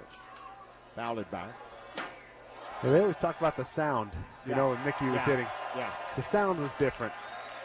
Same with Hank Aaron, Babe Ruth. Those guys had Bo Jack. Those guys, they said, had a different sound. Well, Mantle was much smaller than the listed 6 feet and 200. He was about 5'10" and about 185 or 190. 1-2. But boy, was he strong. That's outside. 2 balls. And boy, could he run. I'm telling you, you know, you talk about all the superstars that have come through the pike. Had Mantle not had all the leg problems he had, there's no telling what he would have done. Well, how fast he was with the leg problems, right? Because he got hurt as a 19-year-old. Basically, really early in his career was his first knee injury. 2 balls and 2 strikes.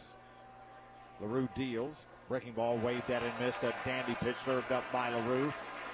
That is his first punch out. 2 gone in the 5th inning. That'll bring on Zach Houchins, who's 1 for 2 with a run scored. Listen, you run 3-5, 3-6 to first base, swinging. That's floating. Yep.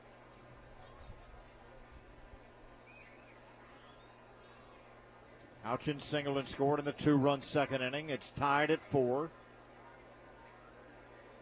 Home runs have tied it up for Round Rock both times. A solo shot by Ferguson in the second tied it at 2. The pitch. Breaking ball, nasty at 76 for a strike.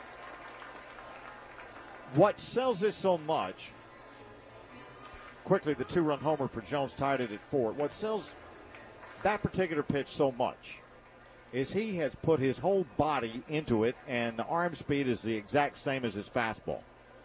Here's the 0-1. Swung on and missed, doubled him up for breaking balls down and away. Same thing. Look, I can go back to what we teach young kids when we start teaching them a changeup.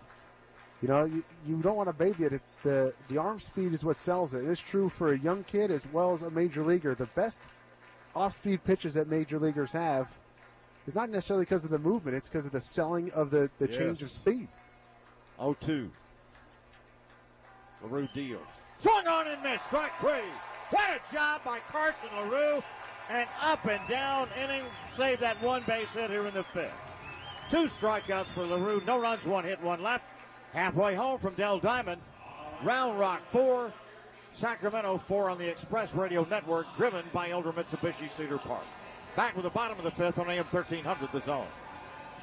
You know what's nice? You could drive to Whataburger right now if you... To start it out, it's 9-1-2 for the E-Train. 4-4 tied. Carlos Navas, 4 runs on 3 hits. All those runs earned, struck out 4, walked 2, no decision for him. That's down and away to Dawson, who struck out his first time, strike 1. Ronnie has hit 3 monster shot home runs in this series. Left-handed, right-handed batter, the straight-up outfield looking in.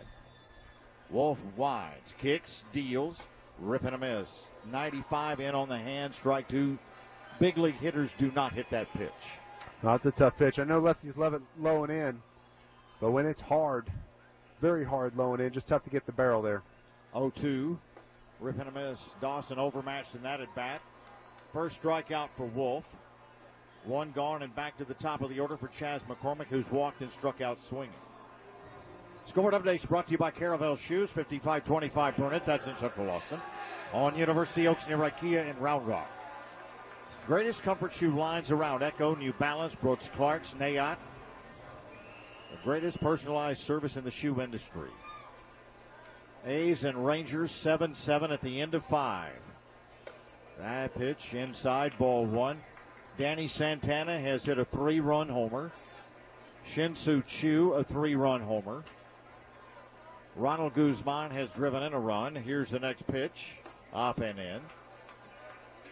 McCormick struck out to open the home half of the first. Walked in the 3rd. Astros continue to lead the Royals in Kansas City 1-0 in the 7th. Jose Altuve's solo home run, the difference. That one paints the outside edge, strike 1. Elsewhere, the Dodgers have upped it 9-2 over the Mets, bottom of the 8th at Citi Field. Gavin Lux, a 3-run home run. Edwin Rios, a 2-run shot. That's just off the outside, 3-1. 6-2 Orioles over the Tigers. Trey Mancini with his 31st home run. Twins and Indians had been rain delayed forever and ever and finally postponed. Blue Jays have come back to tie the Yankees at 5. That's over the outside edge for a strike. Randall Gritchett with his 26th home run. You know Gritchett and those kids playing for the Blue Jays in Toronto against the Yankees. We're talking about Bo Bichette. Here's the payoff. Down and away, ball 4, lost him anyway. Guerrero Jr. Gavin Biggio. You know they're loaded for bear in that series. And that's another hitter's ballpark. Ball seems to fly north of the border. Boy, doesn't it? Carlos Correa, 0 for 1 with a walk. 4-4 tie. We're in the bottom of the 5th. Braves a 5-0 lead in Washington over the Nationals. I'm not sure the Nationals are going to be able to hang on and do something with this. I mean, they're at 81-64. Braves at 91-57. That's up and in for a strike. Yeah, Nationals hoping for one of those 2 wild card spots. Ozzie Albies with his 23rd home run. Boy, he's having a great year. Freddie Freeman's having a great year.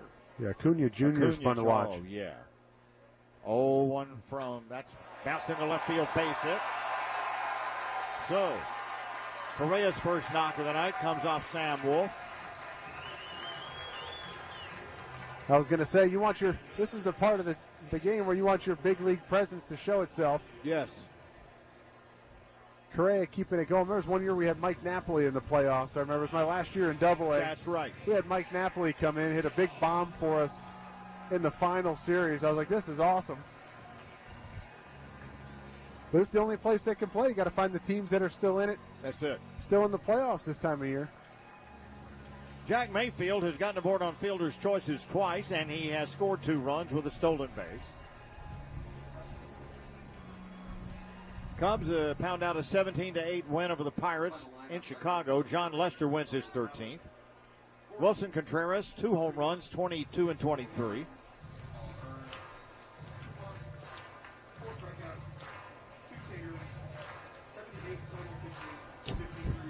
Did he say 2 taters? 2 taters. He did. Andrew Phelps just announced that the pitcher gave up 2 taters. Announcing the official line.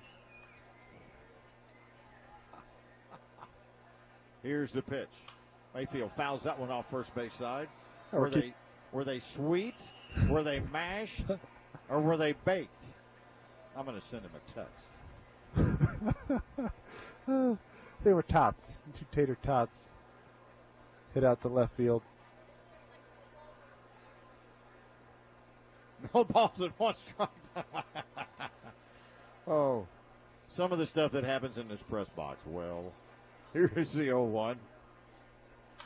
Popped up, middle of the infield. Who will take over? Second baseman Levi Michael puts a squeeze on it. 2 out now, and that'll bring on Taylor Jones, who's been the hitting machine tonight. An RBI double and a 2-run home run.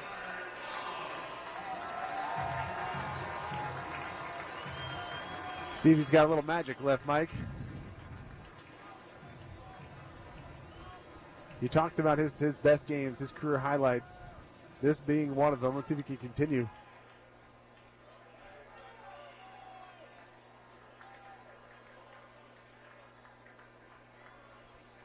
Two aboard, 2 out.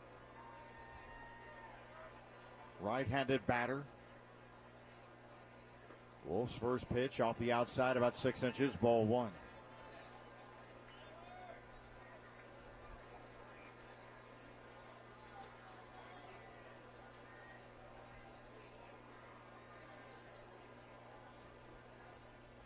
Andrew says mashed. 1 ball, no strike. The pitch, down and away, 2-0 to Jones. Now here's again, I'll say the 2-0 pitch. 2 outs. You're sitting dead red right here, no doubt. Turn and burn. And really, you look at McCormick's speed and Correa's speed at second and first, respectively. 1 to the gap can score those 2. Here's the 2-0. That caught the outside edge at 96. Boy, Sam Wolf can still bring it. 2-1. 4-4 as we play in the bottom half of the 5th. Runners at first and second and 2 gone for Round Rock. Wolf sets again. Delivers. Bang down the right field side, slicing foul. Taylor just a little bit behind 96, and it bounces on the concourse.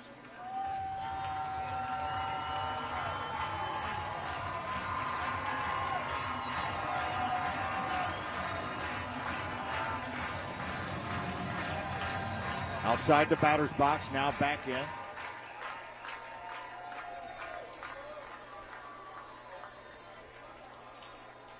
The set again at 2-2. The pitch. Up and in, ball 3.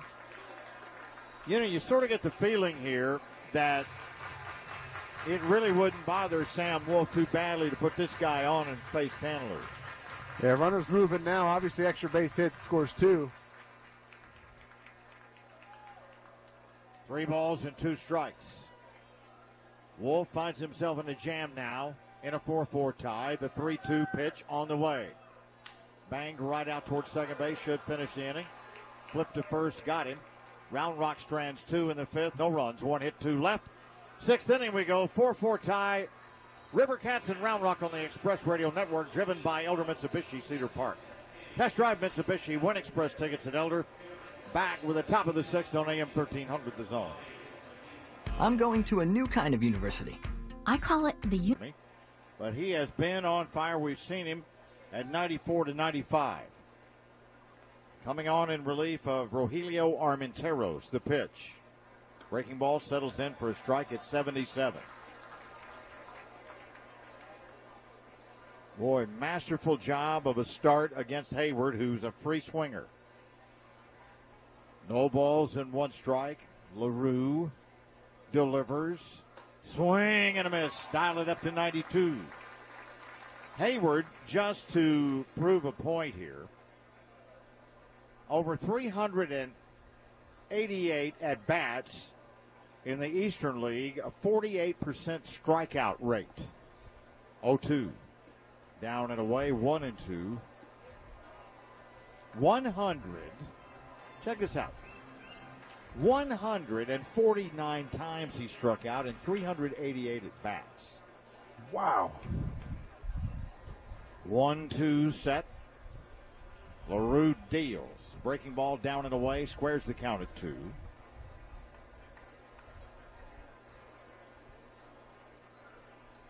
Striking out's still a bad thing, right, Mike? Not in the eyes of a lot of analytics people, I'm told.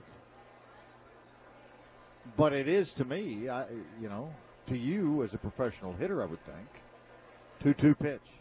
Breaking ball cut on and missed. Boy, made easy work. 3 straight strikeouts for LaRue. And that'll bring on Ronnie Freeman, who's 0 for 1 with a walk. You know, I had a coach when I was younger that would always tell us, look, put the ball in play. Put the pressure on the defense. If I hit a ground ball somewhere, a couple things have to happen. Number 1, the fielder has to make the play. Yes. Number 2, they have to make a throw. And then number 3, on the back end, the guy needs to make a catch. If you strike out, they do none of that. There you are. First pitch to Freeman. Fouled it back, strike 1. Hit the signs right above us. A couple more days in baseball history brought to you by the Brass Tab. All right. You wanted playoffs. I got you playoffs. Okay. 25 years ago tonight, 1994 in the Eastern League, Binghamton Mets right-hander Bill Puzzelfer pitched a no-hitter 2-0 over the Harrisburg Center. You played in that league, didn't you? Yeah. Here's the 0-1. That paints the outs. Where the heck was that one? Ooh. Holy smokes.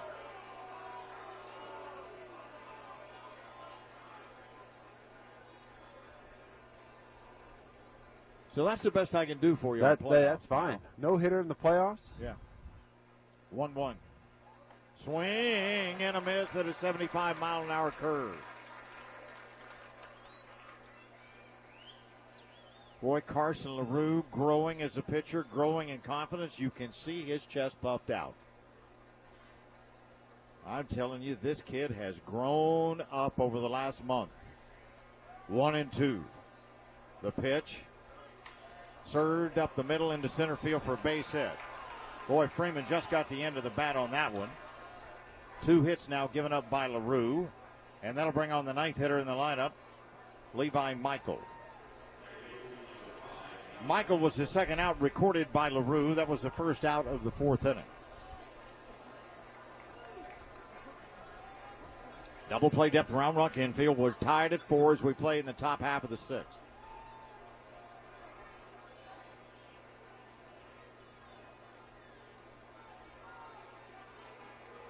LaRue sets again. Slide steps and deals down the middle, knee high at 91 for a strike. Boy, he's constantly above 90 with that fastball. And has moved it around very well here through his 2 innings. And he's making it look harder because of his breaking stuff being so effective. 0-1. That's hit up the middle and right into the hands of Jack Mayfield on the line for the out. Mayfield started to jump initially, then realized that ball was not hit that high. He made the adjustment nicely, but Carson LaRue, again, you don't have to throw super hard to have an effective fastball. You're keeping him off balance with his 75, 77 mile an hour curveball and throwing it at full arm speed. It keeps these hitters in between, and they're not sure what's coming. Right-handed hitting. Abiatal Avellino has an RBI single and 2 times, has walked and stolen a base and looks at strike 1. And that's the thing nowadays with everything being so much on velocity, everything's thrown so hard. There's not much of a discrepancy or a difference between your fastball and your breaking stuff. So if you're not perfect, it can go a long way. 0-1 set. The pitch. Ripping a miss, and down to one knee goes Avellino. Strike 2, ladder high, and I tell you, Carson LaRue's just letting it rip here.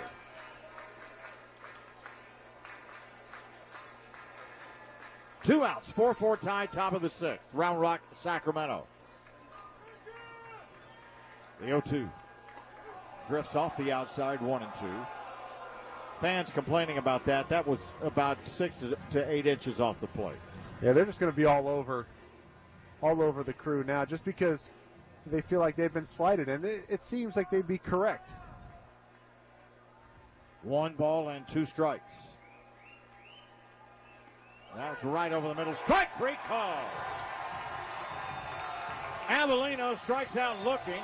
4 punch-outs for LaRue. No damage in the 6th. No runs. 1 hit, 1 left. Middle of the 6th inning from Del Diamond. It's a dandy.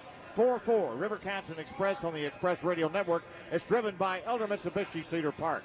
Test drive Mitsubishi. 1 Express tickets at Elder. Back with the bottom.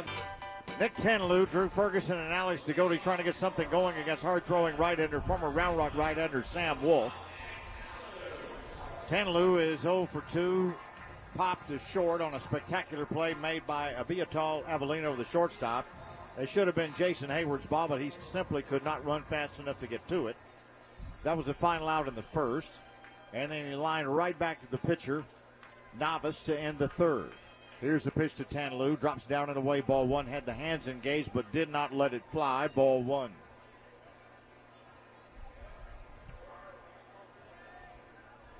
We didn't get a chance to comment on that line drive back at the pitcher. Kind of caught him in the gut. It's kind of an interesting corral that right in his stomach. Tanalou fouls that one back, evens it up at 1-1. Broadcasting from the Snyder team at Fairway Independent Mortgage booth here at Del Diamond. Fans, home loans do not have to be a daunting project. Let Dudley Snyder guide you through the process. It's about the people we help, not about the loans. 512-258-0446. Swinging a miss on a breaking ball away. Strike 2. Tanalou had 19 home runs on the season. Drove in 84, a .295 batting average. One whale of a season.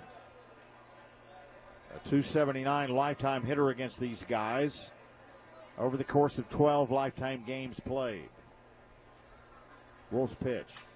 A little looping liner out in the left field. That'll drop for a base hit. That's the way to get it started. As the go-ahead run is aboard here to open the 6th. Second hit given up by Wolf, and it brings up Drew Ferguson, who's homered in and flying to left. 1 for 2.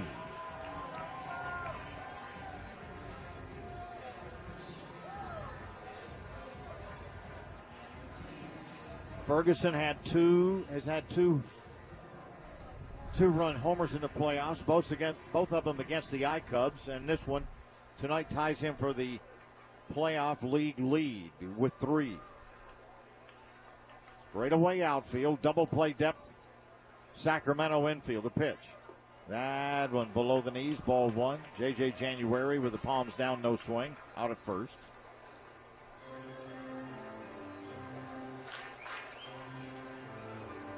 Boy, we're going to have a big crowd in here tonight.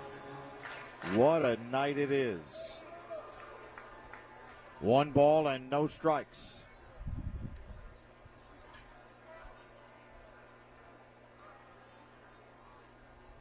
Wolf's pitch. Bouncer hit out towards short. Could be 2. Flip to second for 1. Back to first, double play. So, little broken bat grounder for a double play. That'll bring on Alex DeGote, who's 0 for 2.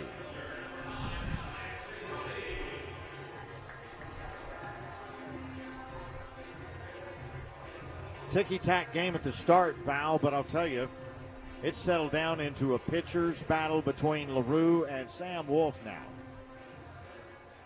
Yeah, both teams, not trying to give an inch here. Bullpen pitchers coming out. Wolf and LaRue holding it down, throwing strikes, throwing hard. DeGote right-handed, open stance. Here's the pitch. Banged on 2 hops out to second base. On to first, got him. Side retired in a scoreless 6th inning. No runs, 1 hit, none left. To the 7th we go. 4-4 tie, Round Rock in Sacramento on the Express Radio Network, driven by Elder Mitsubishi in Cedar Park. Test drive Mitsubishi, win Express tickets at Elder. Back with us. All 3 of these, if they're played, will be. Round Rock loses. They lost 2 straight in Sacramento. They lose tonight, and Sacramento is the Pacific Coast League champion. Round Rock wins tonight. They play another day tomorrow at 7:05. Mike Gerber stands in, 3 to the right side of the infield. The pitch is upstairs. Ooh. I think that was a strike, and I think the umpire's view was blocked by Gerber's bat movement. Did not look too high. I know he certainly didn't swing on the pitch, but what didn't look like it was out of the strike zone high. 1 ball and no strikes, 3 to the right side. Here's the pitch. Bounding ball right down to Jones, flipping off to the pitcher, LaRue covering. 1 out here in the 7th. And that'll bring up Christian Adames, who's 0 for 2, has walked. What a crowd on hand. What a job by Senior Vice President Laura Fergoso's tremendous marketing team. And, of course, President Chris Almaderas and General Manager Tim Jackson getting out the word that this team was coming in hot. The fans have responded, and we really appreciate it. Here's the pitch. Breaking ball down and in, ball 1. That's what's always tough, right? You're in the playoffs. These games aren't scheduled. School's in session. They're not scheduled, and this is a high school football Friday night. Right. Here's the 1-0. Right over the inside edge. Where was that one? 2 balls, no strikes. Right-hander Tyler Sear, who got the win in Game 2 in Sacramento, loosens in the bullpen for the River Cats. 2-0. The set. LaRue's pitch on the outside edge for strike at 93. Now, I'll tell you, Mike, you mentioned Friday Night Football. There was one night we played, it was opening day of the playoffs. I was in Midland. Yeah. And right next to our field was the Permian Basin Community, basically ISD football field. Yes. I'll finish it here in a second. 2 balls and 1 strike. Here's the pitch. That floated up and away, 3-1. And we're thinking, this is great opening night for playoff baseball. It's a Friday firework night. We're going to get a crowd. And we might have got 1,500 people, and they got about 13,000 for a high school football game right next to us. Yeah, I was going to say, when they built that thing, we were still in the Texas League, and they draw 10, 15,000. 3-1 pitch. Little foul ball bouncing up the first base side, strike 2. And they were right next to each other, as you know. So we're driving out of there after our game was like getting out of a pro football game or something. There were so many trucks and people still tailgating after a high school football game. Oh, yeah. Friday Night Lights is a real story. I mean, that was unreal. This is Texas football all through this state. 3-2 to Adames. LaRue's next pitch. Foul off the hands and back into the screen at 95.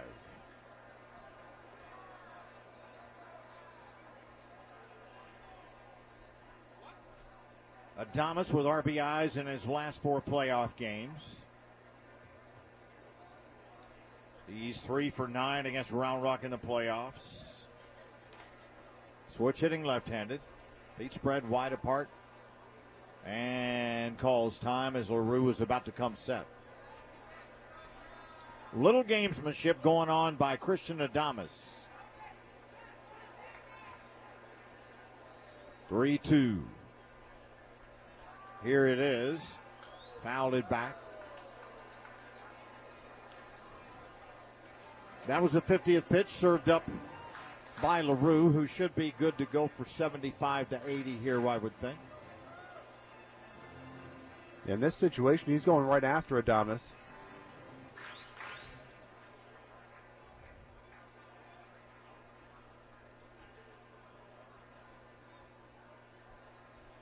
Four tie, one out, top of the seventh.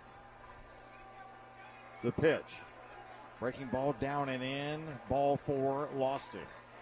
The first free pass given up by LaRue comes with one out. And it brings up Francisco Pena, who's 2 for 3 with a run scored. Boy, you need Pena to ground into a double play as he did in the first inning. It's a dangerous cat, and I'll tell you, when we saw him in Memphis, first of all, way back when, in 14, 15, in Omaha, you never thought he was going to be much of a hitter. But since he's begun to DH more, he's become a much better hitter. LaRue's pitch. Great guy, went around, no doubt. Strike one. Badly fooled by the 75-mile-an-hour curve, dropping downward and outward. And Pena simply couldn't put the brakes on quickly enough. And that's the thing we were talking about, that difference, that delta in the change of speed is what keeps the hitters off balance. No balls and one strike. Breaking ball foul backhand, doubled him up with 75-mile-an-hour curves, and Pena sitting dead red really was fooled, and you could see, especially on the replay, as the bat came through the zone, that was not a swing that was full service. Well, if you're going full effort, full arm speed on your off-speed pitches, it's going to come out looking like a fastball. And the hitter halfway through is going to be like, oh, no. You know, you recognize halfway, it's a change-up, off-speed, curveball, whatever. 0-2 set, LaRue deals. That slap down the right field side. It'll slice into the seats, well up in the seating bowl. And the count remains 0-2. And then it's going to make your fastball look a lot harder. And, you know, Pena right there, a little defensive swing, poking at it, fouling it off down the right-hand side. So big emphasis is what I'm trying to say on the change of speed. You know, keeping the hitter in between. Next pitch, down and away. Oh, Pena thought he had taken strike two. Did you see the way he came back out of there? Or he thought he'd taken strike three. Was 1-2, 0-2 pitch. Now it's 1-2.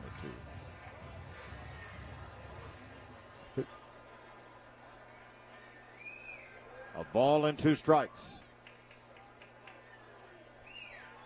That's popped up behind home plate. Jamie Ritchie. Will he run out of room? That's the question. Right up against the screen. Squeezes it for the out. 2 gone now. That's an important hitter to get out.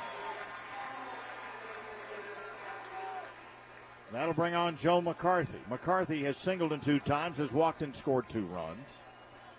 4-4. We're in the 7th inning with 2 out.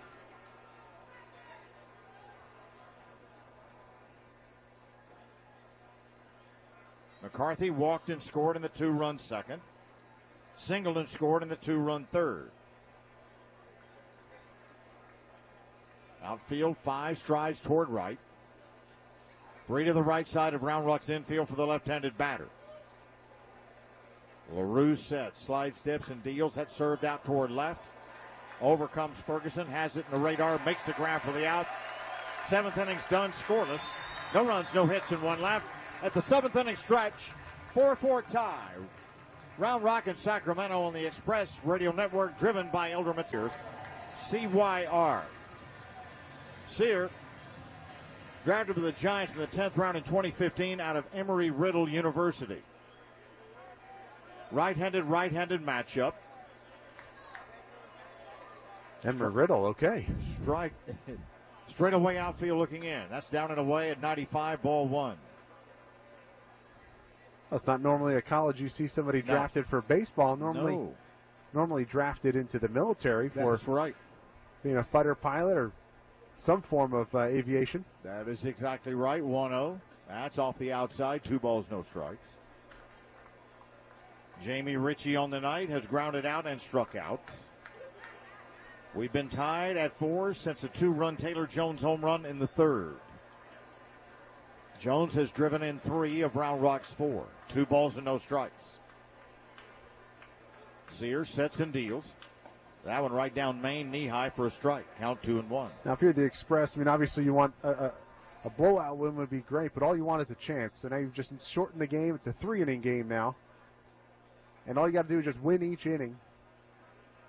Take it little by little, those little plays we talked about at the beginning. 2-1. Whoa, that's out of the catcher's mitt and back to the screen, ball 3. You just want to quietly begin to get some base runners and begin to make a surge here in the 7th. Now every little play, again, you just narrowed it down. You've shortened the game. Solid at bats. Again, passing that baton. 3-1. Down and away, ball 4, lost it. So, leadoff walk puts Ritchie aboard. That's the 4th walk of the night given up by Sacramento pitchers, and it brings on Ronnie Dawson, who struck out swinging both times.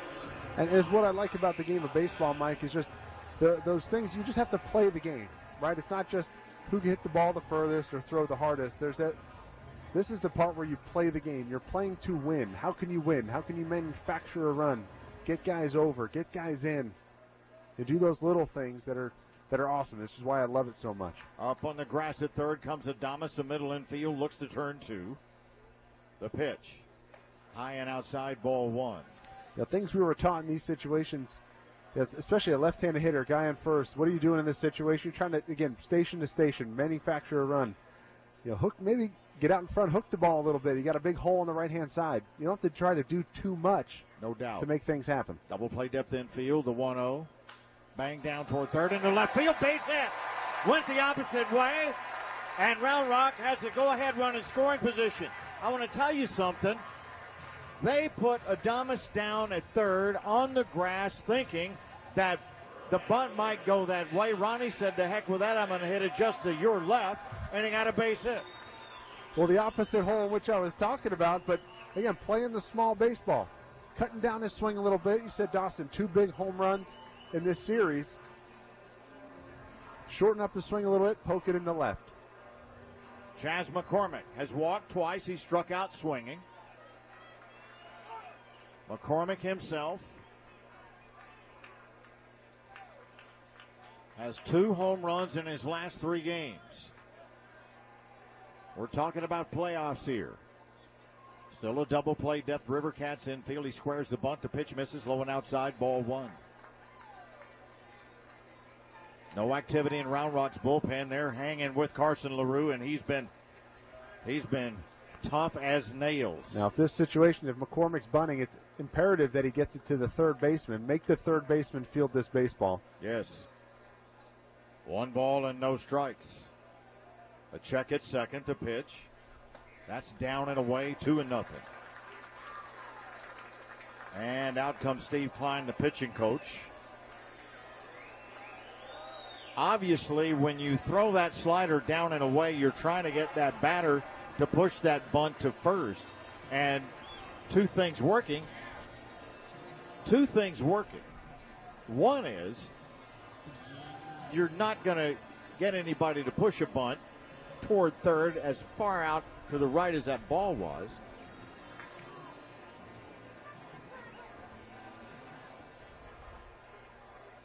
Now, in this situation, you got first and second. There's a force out at third.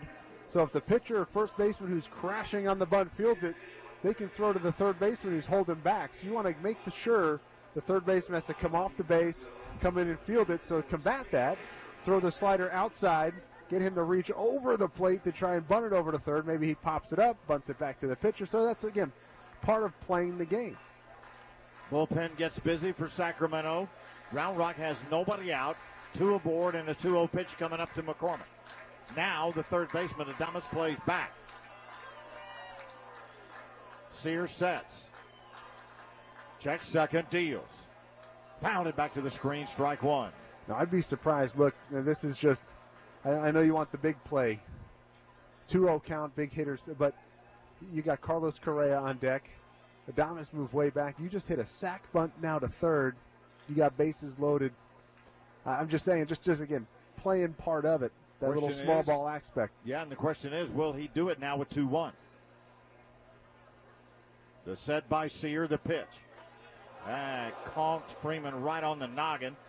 on the foul tip. Count 2-2. He didn't go. I'm surprised he didn't drop a bunt. I'll be honest with you. I'm saying, I know you want to give your hitters a chance, but in his position in the order, too, he's a leadoff guy. You've got Correa, Mayfield, Jones coming up next. Worst case scenario, you've got second and third, one out. Best case with him playing so far back, you got bases loaded, no out. So that's my mentality. That's how I grew up playing the game, was the small ball aspect. Especially in this situation. Now you could push a bunt down toward first because, as we have seen, Houchins does not move well. But not with 2 strikes. Exactly, yeah. All bets are off now. Got to swing the bat. 2-2. 4-4 tie. Nobody out, 2 on for Round Rock here in the 7th. The set by Sear, the pitch. Banged into right field, base hit. Over to cut it off. They're going to stop the runner as McCarthy came up with the ball, and now they've got him in a rundown. And now, moving down to third, Dawson. They still have Richie in a rundown, and he's tagged out. Oh, you hated to see that. Manager Mickey Story had the arms waving. That said now, he threw up the stop sign, and Richie ran past it. Well, he threw up the stop sign late, but not realizing that the right fielder, McCarthy, had actually thrown the ball in the second, thinking he had zero chance of getting Richie out at home. So Richie caught in no man's land, throwing on the brakes halfway down the line. The good news is that the runners move up, so now you're in the worst-case scenario and where Carlos you have second Correa, and third. Carlos Correa will be intentionally walked here to load him up for Jack Mayfield, and the fans are really letting him have it.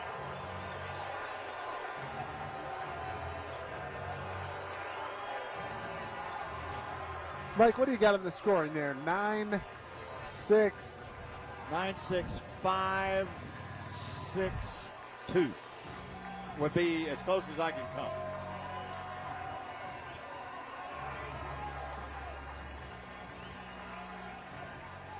So, Mayfield has him juiced. 4-4 tie, 1 out, bottom of the 7th. Down at third, Dawson. On at second base, McCormick. Correa on at first. The pitch. That one's in the dirt outside, ball 1. Round Rock's crowd, I think, definitely affecting Sear right here now. Left-hander loosens in the bullpen for the River Cats. That's the switch pitcher, Pat Vendetti. Okay. The right and the left. He's warming from the right and the left, too. We've seen him turn around. Round Rock has him loaded, and the fans are into it. 4-4 tie, bottom of the 7th, 1 gone. The set. Sear turns it loose. Down and away, 2-0. Now Mayfield in the driver's seat here.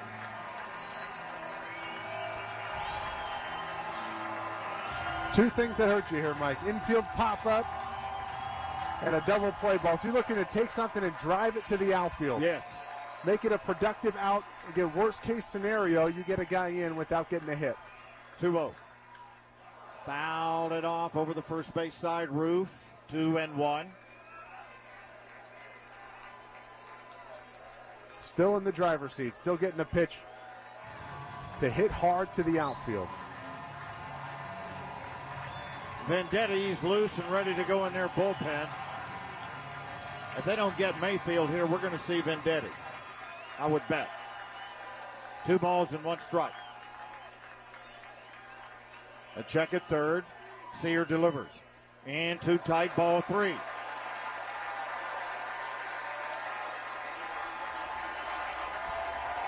Taylor Jones waits on deck.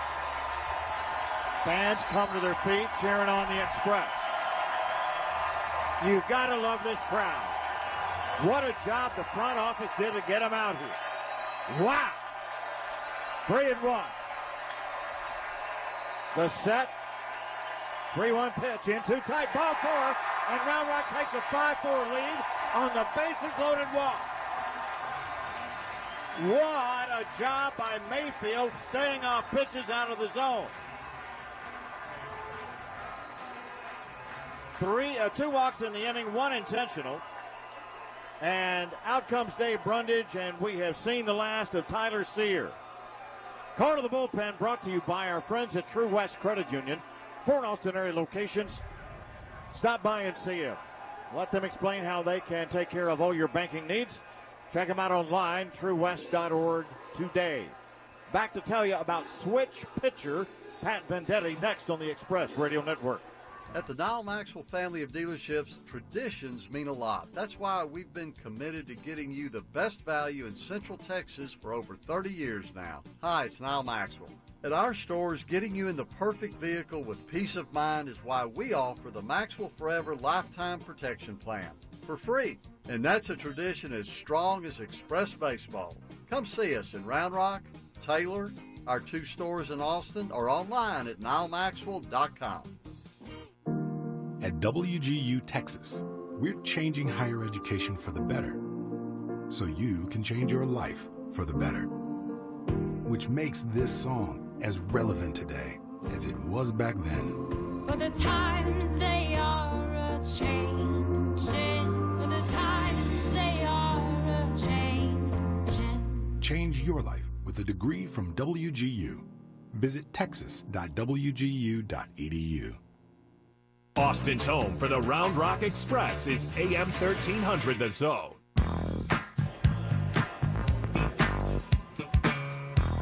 Switch pitcher. You heard that right. Switch pitcher Pat Vendetti, 34 years old, from Omaha, 6'1" and 185. Vendetti during this season was 6-2 in 25 appearances, 1 start, a 2.85 ERA. We have not seen him in this round of the playoffs. Vendetti, an interesting cat, I'll tell you that. We've got a little information about him. He's starting from the right side here. And he doesn't throw over 90 miles an hour.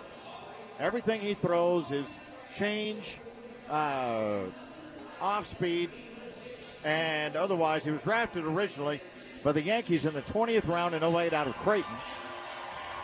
His dad conducted gym sessions for him all year long, whether it was cold weather, hot weather, in a gym, 100 pitches every day from each side. And they grew and grew and grew that way. Against Las Vegas, he was 1-0 in 2 appearances, two innings. Major leagues, he's appeared in 58 games. PCL, he's appeared in Tacoma, Oklahoma City, and Nashville. And Taylor Jones is up with the bases loaded, facing Pat Vendetti. Now, the funny thing about Vendetti is they had to make a rule just because of him. That's right. Where he was in that stalemate matchup with the hitter, switch hitter versus him, the switch pitcher. 5-4 Round Rock. The pitch. Fastball there for a strike. 89, that's as hard as he'll throw. And he's got a job on his hands. Round Rock with 1 out and the bases juiced. Vendetti made his major league debut 4 years ago for Seattle. 0-1. The pitch. Bouncing ball down towards second. Could be 2. Flip to second for 1. Back to first, double play. You really wanted to see a little bit more than that. But Round Rock takes the lead. A run on 1 hit and 1 runner left. Top of the 8th.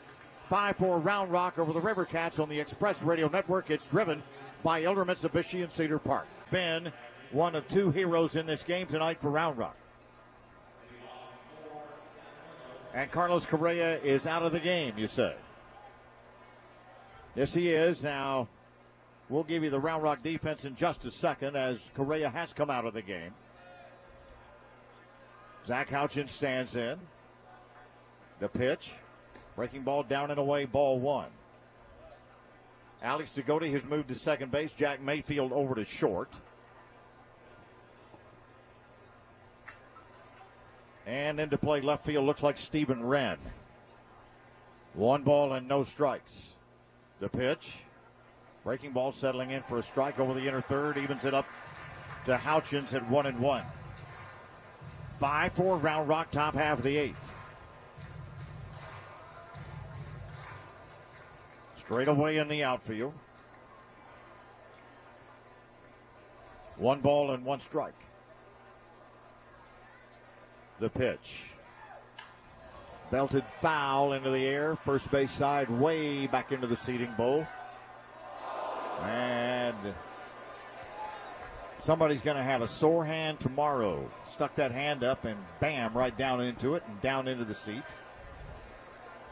Final line on Sacramento reliever right-hander St. Wolf.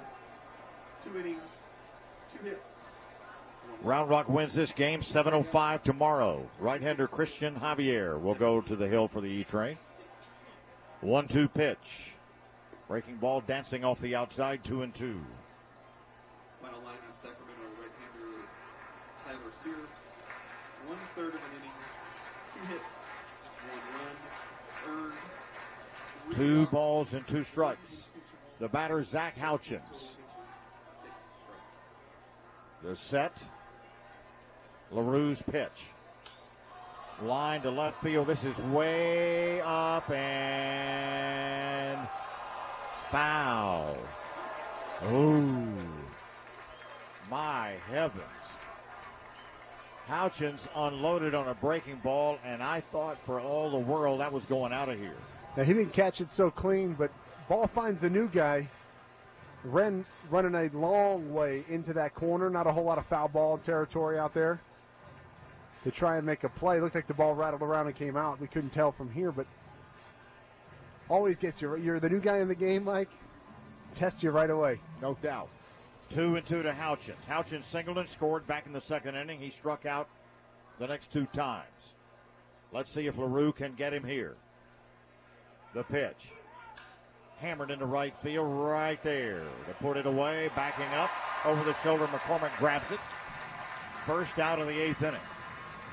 A long at bat for Houchins. That'll bring on Jacob Hayward, who drove in 2 runs to make it 4-2 in the third. It's now 5-4 Round Rock.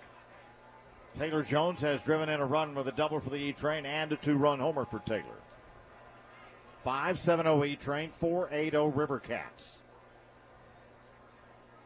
Straight up outfield looking in with 1 gone.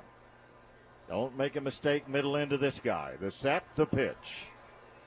Backup slider. Ooh, a little too tight bell tie.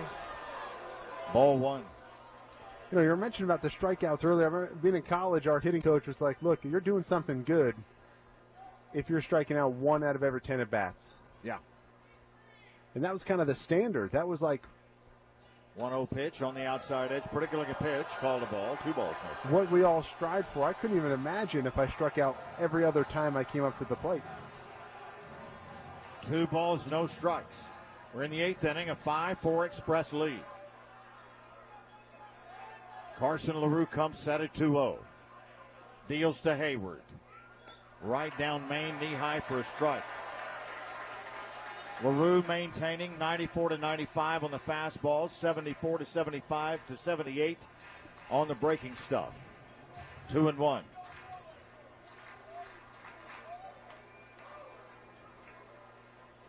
They're set at 2-1. The pitch, down and away, 3 balls, 1 strike.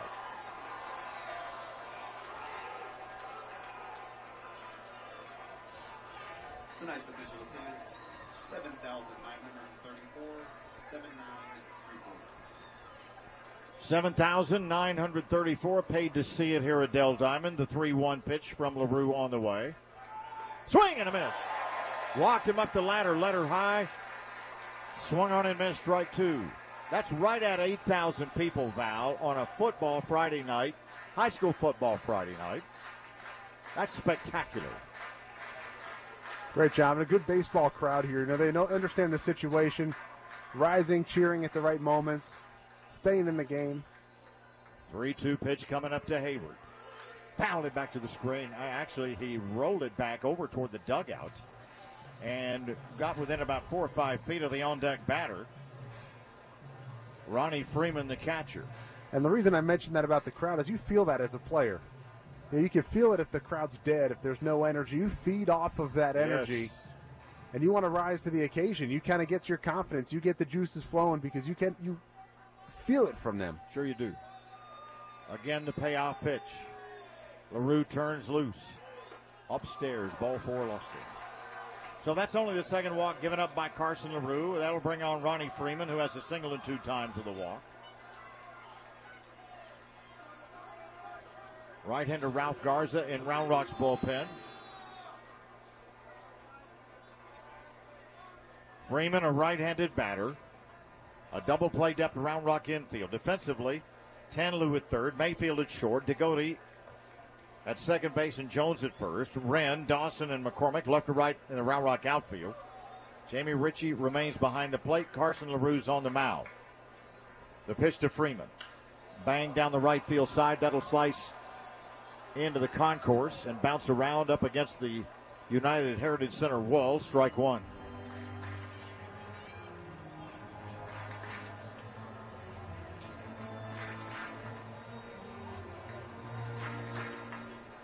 Outfield around toward right, 7 strides. A double play depth infield as LaRue's going to try to get a ground ball here. Swung on and missed. Strike 2. 77 on the breaker, and Ronnie Freeman way out ahead. Where's he going now? Is he going to double him up, or is he going to come back up and in with a fastball? What's your guess? And that's what you want. You want to keep him guessing. I'd say you double up again. Just go a little more outside. Keep the arm speed high. 0-2. The pitch in the dirt outside, 1-2. Not a bad choice. You have Freeman looking the eye angle and the eye level, looking breaking ball, and you come back with a fastball. Now you got him, I think. Yeah, now you have him set up for a fastball in or up and in. Still in the strike zone. 1 ball and 2 strikes. LaRue sets again. Hayward with an aggressive lead at first. That's up and in, okay, but way above the head. 2 balls and 2 strikes. Boy, Freeman's got to be a little bit flummoxed after that pitch went sailing past the flap of his helmet. Let's see. Let's continue to play the guessing game here. I'm going to say he goes back to the curveball now, especially after that pitch. Not where he intended it, but just changing the eye level again for the hitter. Couple of balls and strikes. Outside target. 2-2. Swung on and fouled off. Boy, Ronnie Freeman just is, he's got to be wondering what the heck is coming next here. And that's the goal of the pitcher. Again, that's that cat and mouse game, that chess game between the two. Get him off of either pitch, thinking in between. At this point, he can throw either one. Just make his pitch. 2 balls and 2 strikes.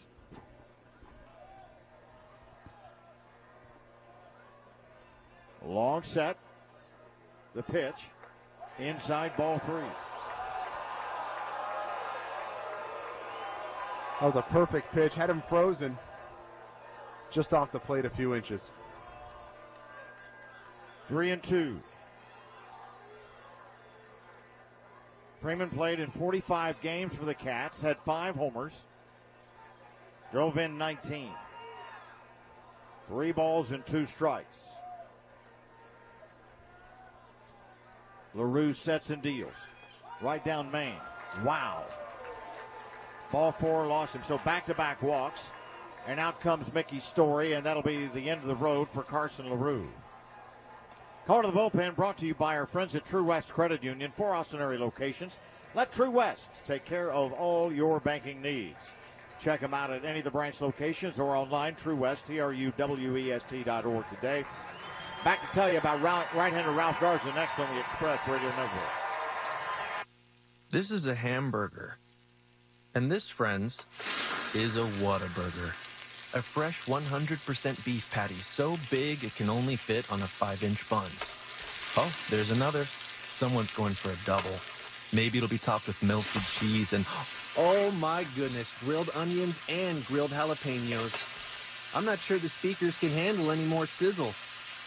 Good thing you can do more than just hear the difference. Good thing there's Whataburger.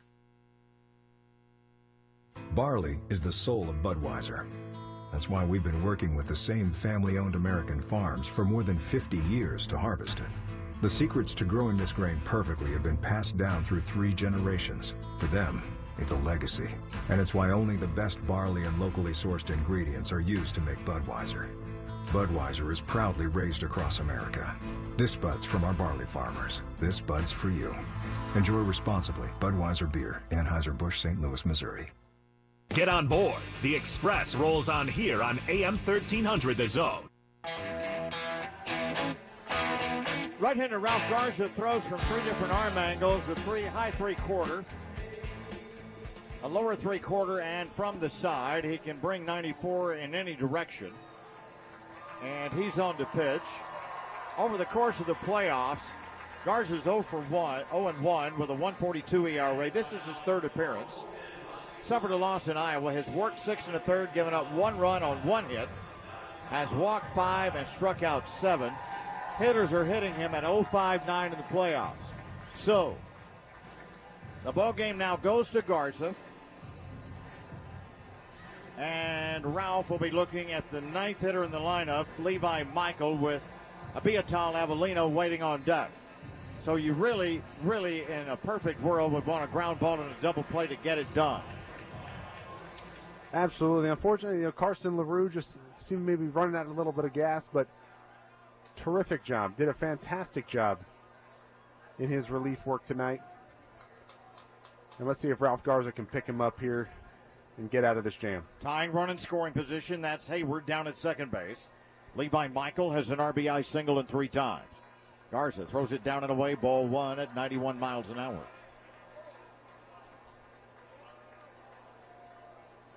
What a crowd on hand. What hard work it took by the Round Rock Express staff to get these people out here. Double take a bows to the Express organization. 1-0. Right over the outside edge for a strike at 93. Boy, he's nasty from the side at 93, isn't he? Wow. It's a hard three-quarter crossfire pitch that Ralph Garza throws. Coming right at the right-handed hitter. Throwing across his body, hitting the outer part of the plate. Almost unhittable, that pitch. 1-1. There he comes again with it. Misses outside. 2-1 now. Well, it's so key to get this first out here one way or the other.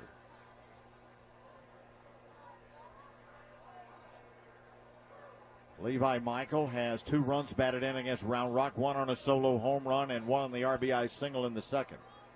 2-1. The pitch. Down and away, ball 3.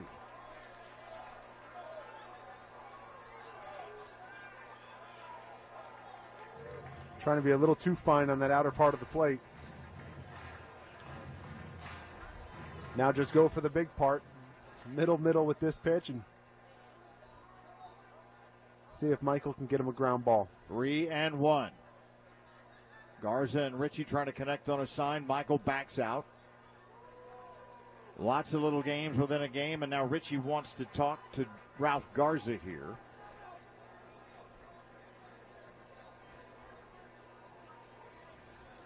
You just soon not turn this lineup over, but let's see how it works out. Sacramento got back-to-back walks to Hayward and Freeman. Out went LaRue, and on came Garza. 3 balls and 1 strike. The pitch. Over the outside edge, strike 2. Michael was headed to first. Now game on at 3-2.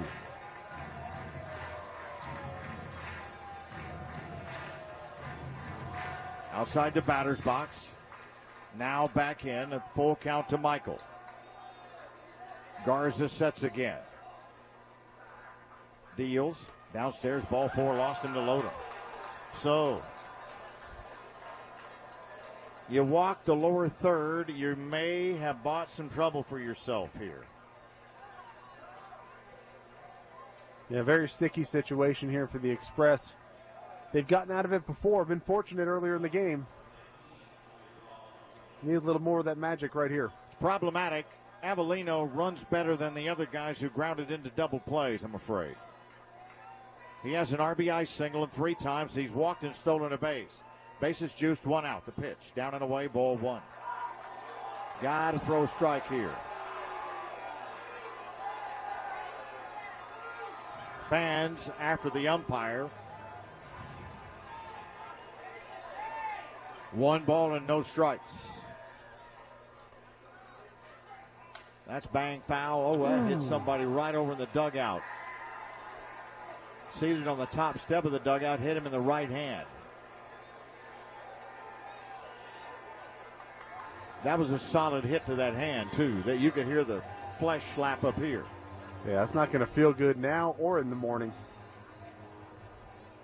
Bases juiced, 1 out. River Cats have a chance to retake the lead here. 1 ball and 1 strike. Garza checks third, deals. Bounce right back up. It ricochets off the glove. 1 run is in. They're waving the runner home. 2 runs are in. It's a 6-5 lead for the River Cats. Had Garza not gotten his glove up, he had a tailor-made double play ball. Holy smokes. That's your natural instinct, Mike, to go Sure and get that ball, but still. Oh, that's a 2-hopper right to Alex Degodi. Tailor-made double play ball. Unfortunate, unlucky. Couldn't have come in a worse time for Round Rock. So that'll bring up Mike Gerber. Now you got to stop it right here and now. There's no question about it. 6-5 River Cats as Mike Gerber stands in, left-handed. The pitch, rip and a miss, let her high heat, strike 1. Oh, my. These runs belong to Carson LaRue. 3 to the right side, a very difficult defense to turn a double play from. But Round Rock has done it numerous times this year. Big hole on the left side of the infield. 0-1. Down and in again, 1-1. Yeah, I'm always interested in this kind of setup. Do you practice this? You know, it's not your normal turn 2 scenario. You got Jack Mayfield, the shortstop, playing in basically an up-the-middle second base position. 1-1. Down and in, 2-1.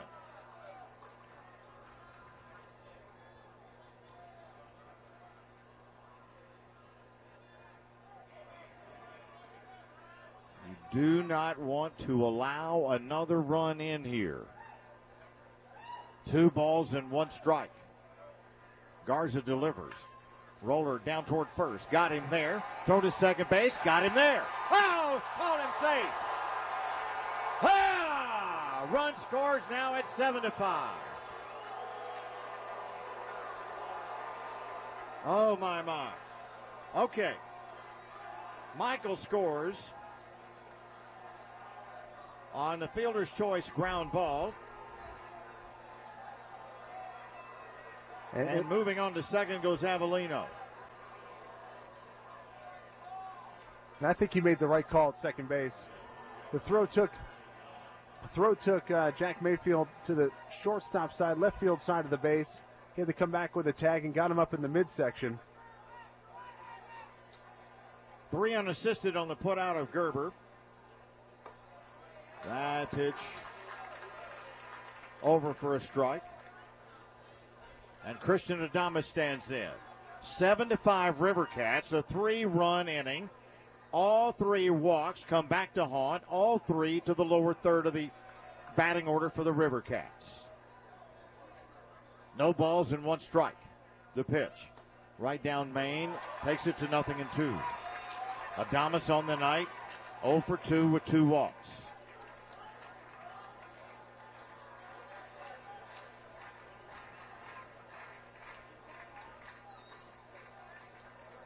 One on and 2 out. Swung on and missed. Strike 3. Garza gets out of it, but 3-run score on 1 base hit and 1 runner left. 7-5 River Cats into the bottom of the 8th on the Express Radio Network. Driven by Elder Mitsubishi and Cedar Pokes near IKEA in Round Rock. Greatest shoe sales staffs in the country, the finest Comfort shoes for men and women. A's lead the Rangers top of the ninth inning in Arlington 10-7. Chris Davis has hit 2 home runs. Vendetti's first pitch. Breaking ball over the outside edge at 86, strike 1. A's have now upped it to 12-7. Cardinals lead the Brewers 10-0, top of the ninth in St. Louis. 2 home runs for Paul Goldschmidt, 30 and 31. The 0-1 to Tanalou. The pitch, down and away. Brought that one to 88. Rockies a 9-8 lead over the Padres. They're playing in the top of the 7th in Denver. White Sox 5-3 in Seattle over the Mariners. Jose Abreu has hit his 33rd. 1 ball and 1 strike. 7-5 River Cats, bottom of the 8th. Breaking ball slapped right on the line to Adames at third for the out. 1 out in the 8th for Drew Ferguson, who's homered in 3 times. Cubs pound out a 17-8 win over the Pirates. Anthony Rizzo with a grand slam for the Cubs. Braves shut out the Nationals 5-0.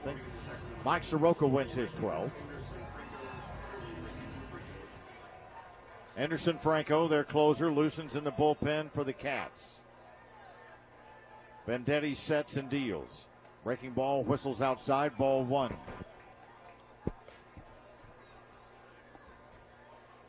Three runs for the River Cats on 3 walks and 1 base hit. 1 ball and no strikes. The pitch. Breaking ball down and away, 2-0 to Ferguson.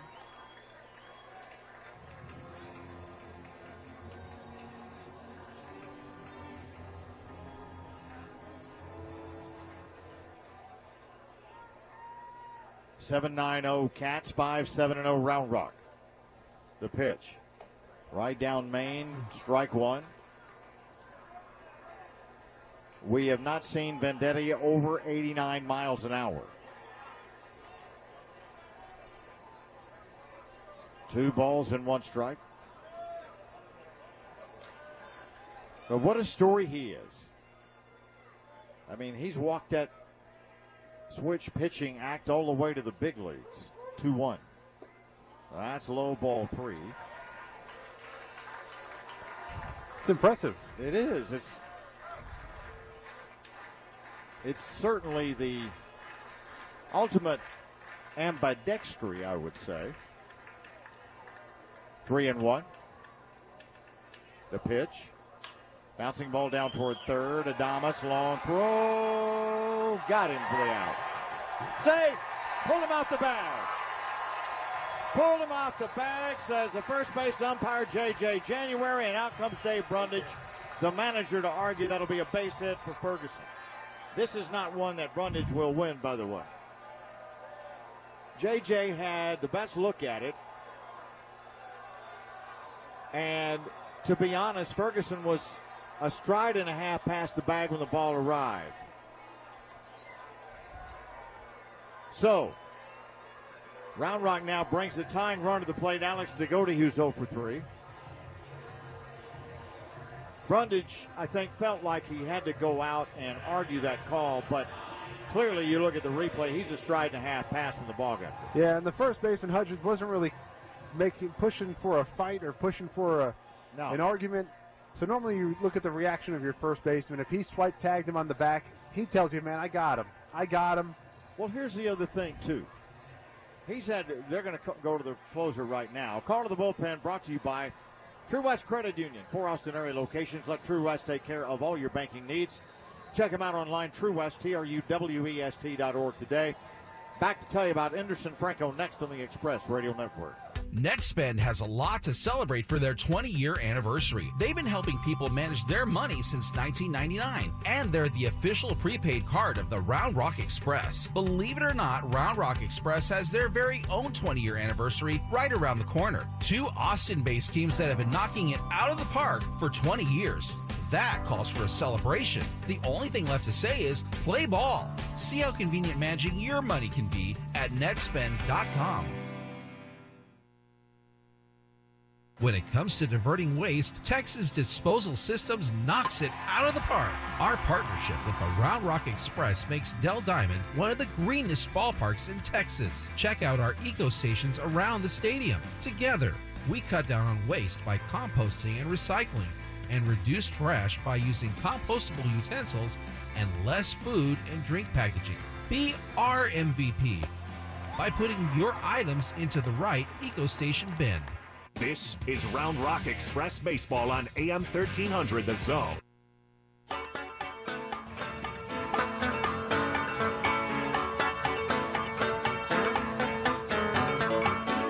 Anderson Franco got the save in the second win for Sacramento at Rayleigh Field night before last. He pitched a shutout inning, gave up one base hit and struck out one. He takes over for Pat Venditti. Venditti goes one full inning, gives up one base hit, and right now leaves as a pitcher of record on the winning side. They've turned this ball game over to Anderson Franco, and this guy's not been their closer all year. Mostly he's been a starter, so he can go multi-innings with no problem. He's not been the closer long enough to really keep him from being stretched out as he was as a starter. Mm-hmm.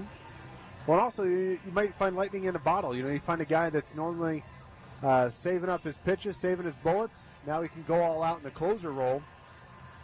And you've seen a lot of those people thrive that way. I remember even Aroldis Chapman when he first came over from Cuba. That's right. They tried him out as a starter, and then they found out he could throw 105, throwing only one inning. Well, and you can go way back to Dennis Eckersley. Yep. Same thing about him.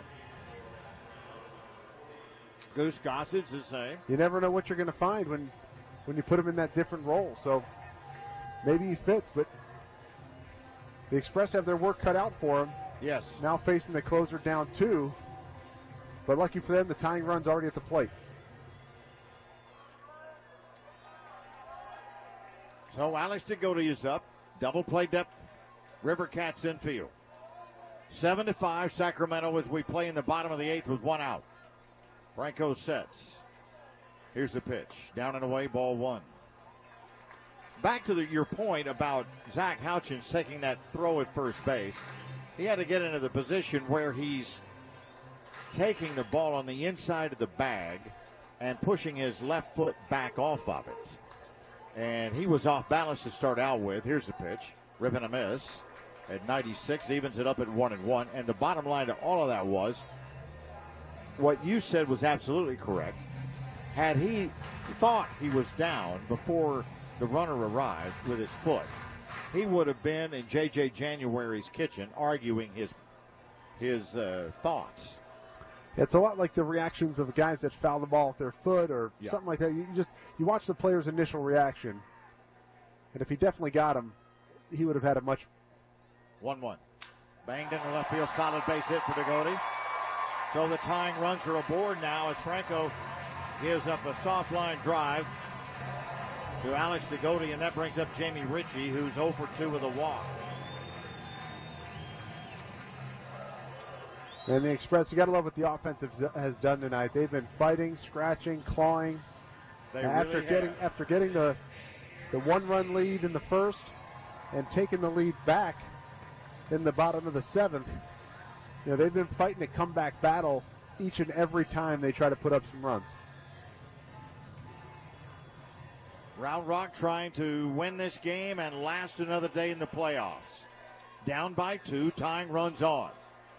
Anderson Franco against the right-handed swinging catcher Jamie Ritchie. The pitch. Rip and a miss, 97 at the knees. Strike 1.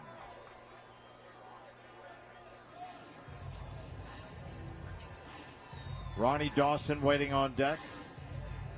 That should be a matchup. Snap throw back to second base, not in time as Drew Ferguson goes diving back in head first safely. No balls, 1 strike.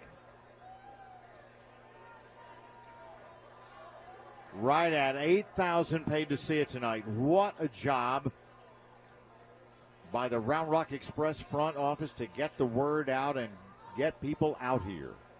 Here's the 0-1. A check at second base in the pitch. That's fouled off over the first base side roof. 0-2.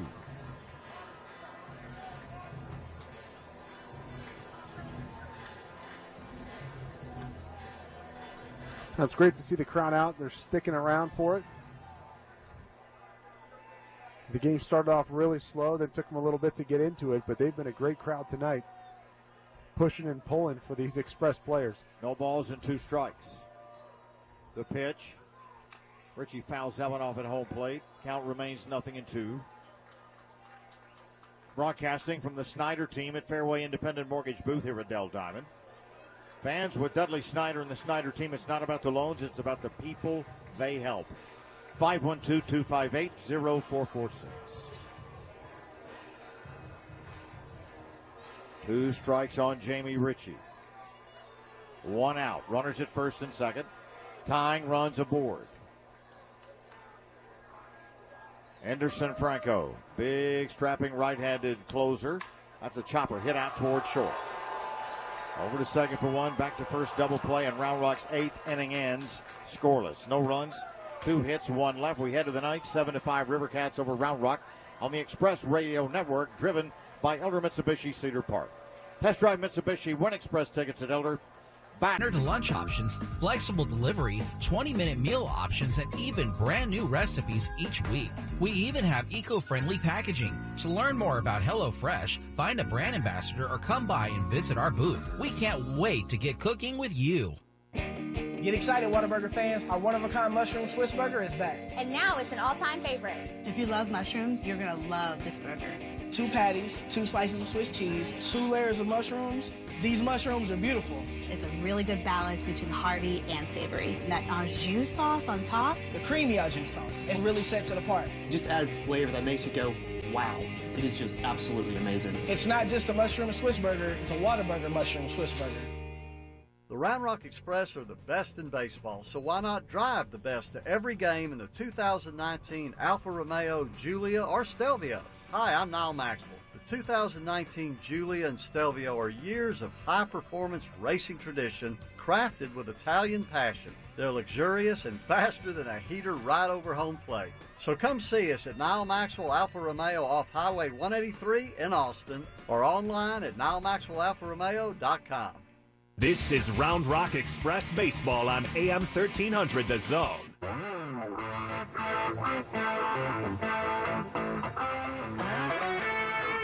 Right-hander Ralph Garza in to pitch the ninth. He'll be looking at Pena, McCarthy, and Houchins. Round Rock still down by 2. It really would have been great to have been able to retire, to get at least 1 run in going into this 9th inning. Yeah, obviously makes common sense. 1 run better than 2, but just having the being on the attack, 2 runners on, trying to get something going. Unfortunately, grounded into the double play to end the inning.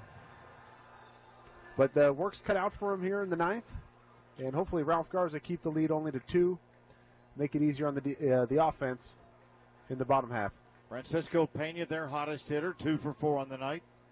Swings and drives it to center field. Ronnie Dawson drifts over about 5 strips to his right, makes the grab, 1 out in the 9th. I'll keep saying that the offense is scratched. They've clawed. They've put themselves in position. The pitching just did a great job here in the middle, just unable to hold it in the top of the 8th with those 3 walks. McCarthy, left-handed batter, plays to 3 on the right side of Round Rock's infield as Garza deals to him. That's over the inside edge. A beautiful pitch, called a ball. McCarthy has been aboard twice. He walked and scored in the 2nd, singled and scored in the 3rd. Garza winds the 1-0 and deals. Over the inside edge, same spot. Called a ball.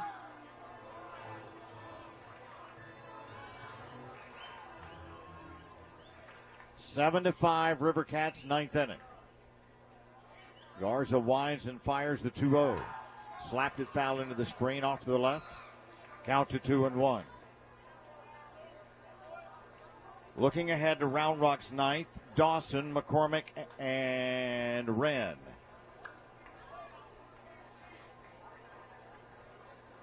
Two balls and 1 strike.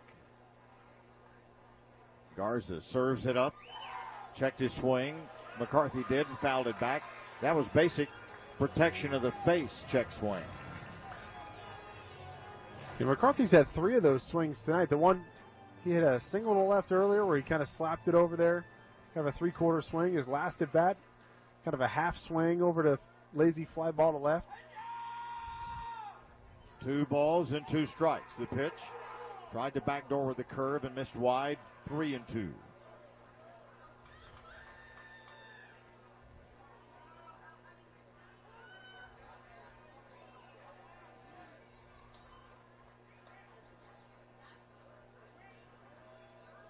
Three-two pitch. Popped it up. Out towards second base. It'll be Mayfield to put it away for the second out of the ninth. Zach Houchins 1 for 4, singling and scoring in the second inning.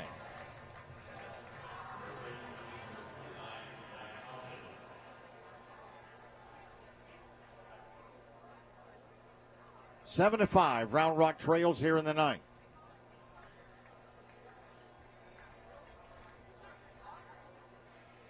The wind up, the Garza pitch. Swing and a miss on a slider away, strike 1.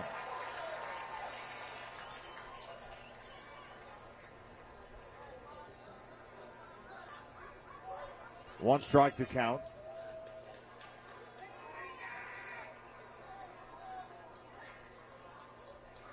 The wind up, the pitch. Little tapper hit down toward third, foul. So 2 strikes now on Houchins. Fans have hung in here.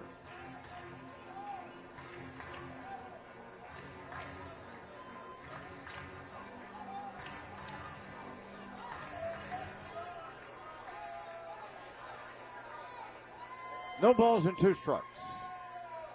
Houchins trying to ice Garza a little bit, taking a long, slow walk back.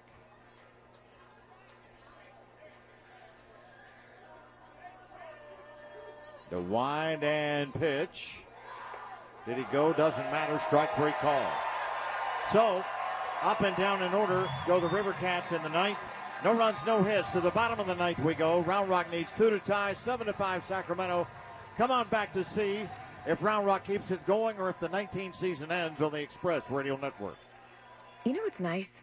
You could drive to Whataburger right now. Championship game and Round Rock battling to keep alive here. Needs 2 to tie in the ninth. Ronnie Dawson, 1 for 3, stands in. He scored 1 of the runs. He gave Round Rock a 5-4 lead, scoring that run in the 7th inning. He's up here to start it out. Round Rock needs base runners in abundance, obviously. Down by 2, 9th inning. Franco sets belt high. Right-hander kicks and brings it. That's belted up in the air over the roof, left field side, strike 1. 1 strike to Ronnie Dawson. Dawson has hit 3 home runs in this series. A .240 batter for the series. Left-handed with some kind of power. No balls, 1 strike. That's up and away. 1-1.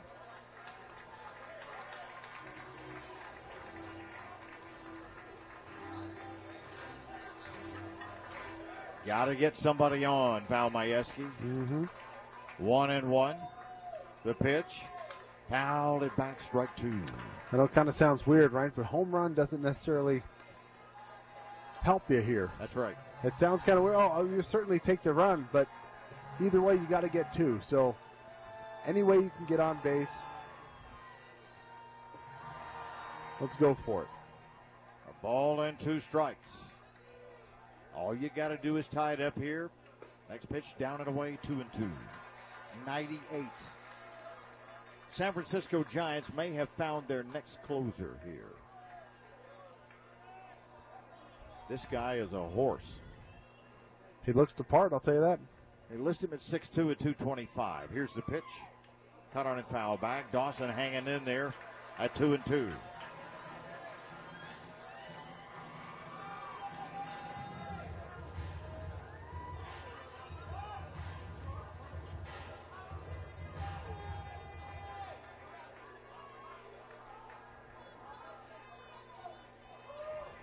Two balls and 2 strikes. The pitch to Dawson. Down and in, ball 3. Boy, Ronnie's showing a lot of plate discipline here. These are pitches that are pretty close. Mm-hmm. And what I mean by, again, the home run comment is more in the approach. Yes. Right? What is your approach? You may end up hitting a home run. That's still fine, but I'm saying the approach isn't we need to launch a ball right here. It's we need to get on base. Next pitch, fouled off third base side. Racing over to give it a look. Goes Adames, the third baseman. And the shortstop, Avellino, but it's well out of their reach, and the count remains full on Ronnie Dawson. And again, that's another part of baseball that the average fan's not going to see. They may say, oh, Ronnie Dawson looks the same. It's the same swing all the time, but it's what is he trying to accomplish this at bat? What situation is out there that he needs to, what's the situation that he needs to get done? 3-2. Fouled it off again. The longer Dawson stays in this at bat, the better the chance he has. But he can also begin to wear on this pitcher, Franco, just a little bit. Although Franco's got plenty in the tank, don't misunderstand. That's belted into center field's playable. Over comes Gerber. They're 2 outs away from a Pacific Coast League title. They're 5th. So back to the top for Chaz McCormick, who's walked twice. He's 0 for 2 otherwise. And a good bat by Dawson, fighting, clawing. But the same approach here for Chaz McCormick. Again, be a leadoff hitter. How can you get on base? Walk, swing, and bunt. Find a piece of open grass. Put the tying run at the plate. Right-handed matchup. That's poured over the outside at 95 for a strike.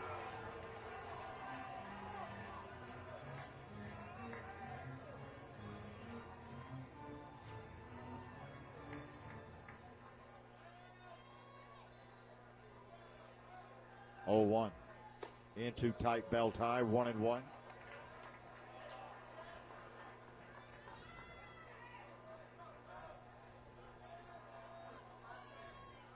A ball and a strike to Chaz McCormick. Outfield straight up. The 1-1. Cut on and foul. That's 2 solid shots the catcher, Ronnie Freeman, has taken during this game. I mean, that ball knocked his helmet askew and the face mask as well. That's the second time that's happened tonight. It's like he's gotten hit with a stiff jab. You see his head knocking back a little bit.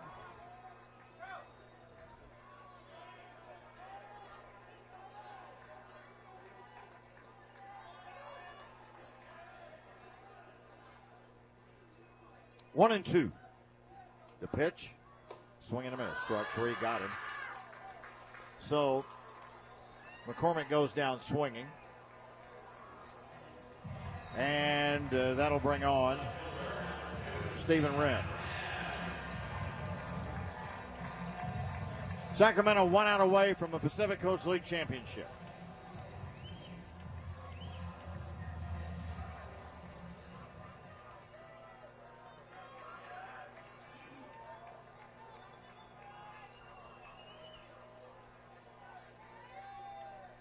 First pitch to Wren.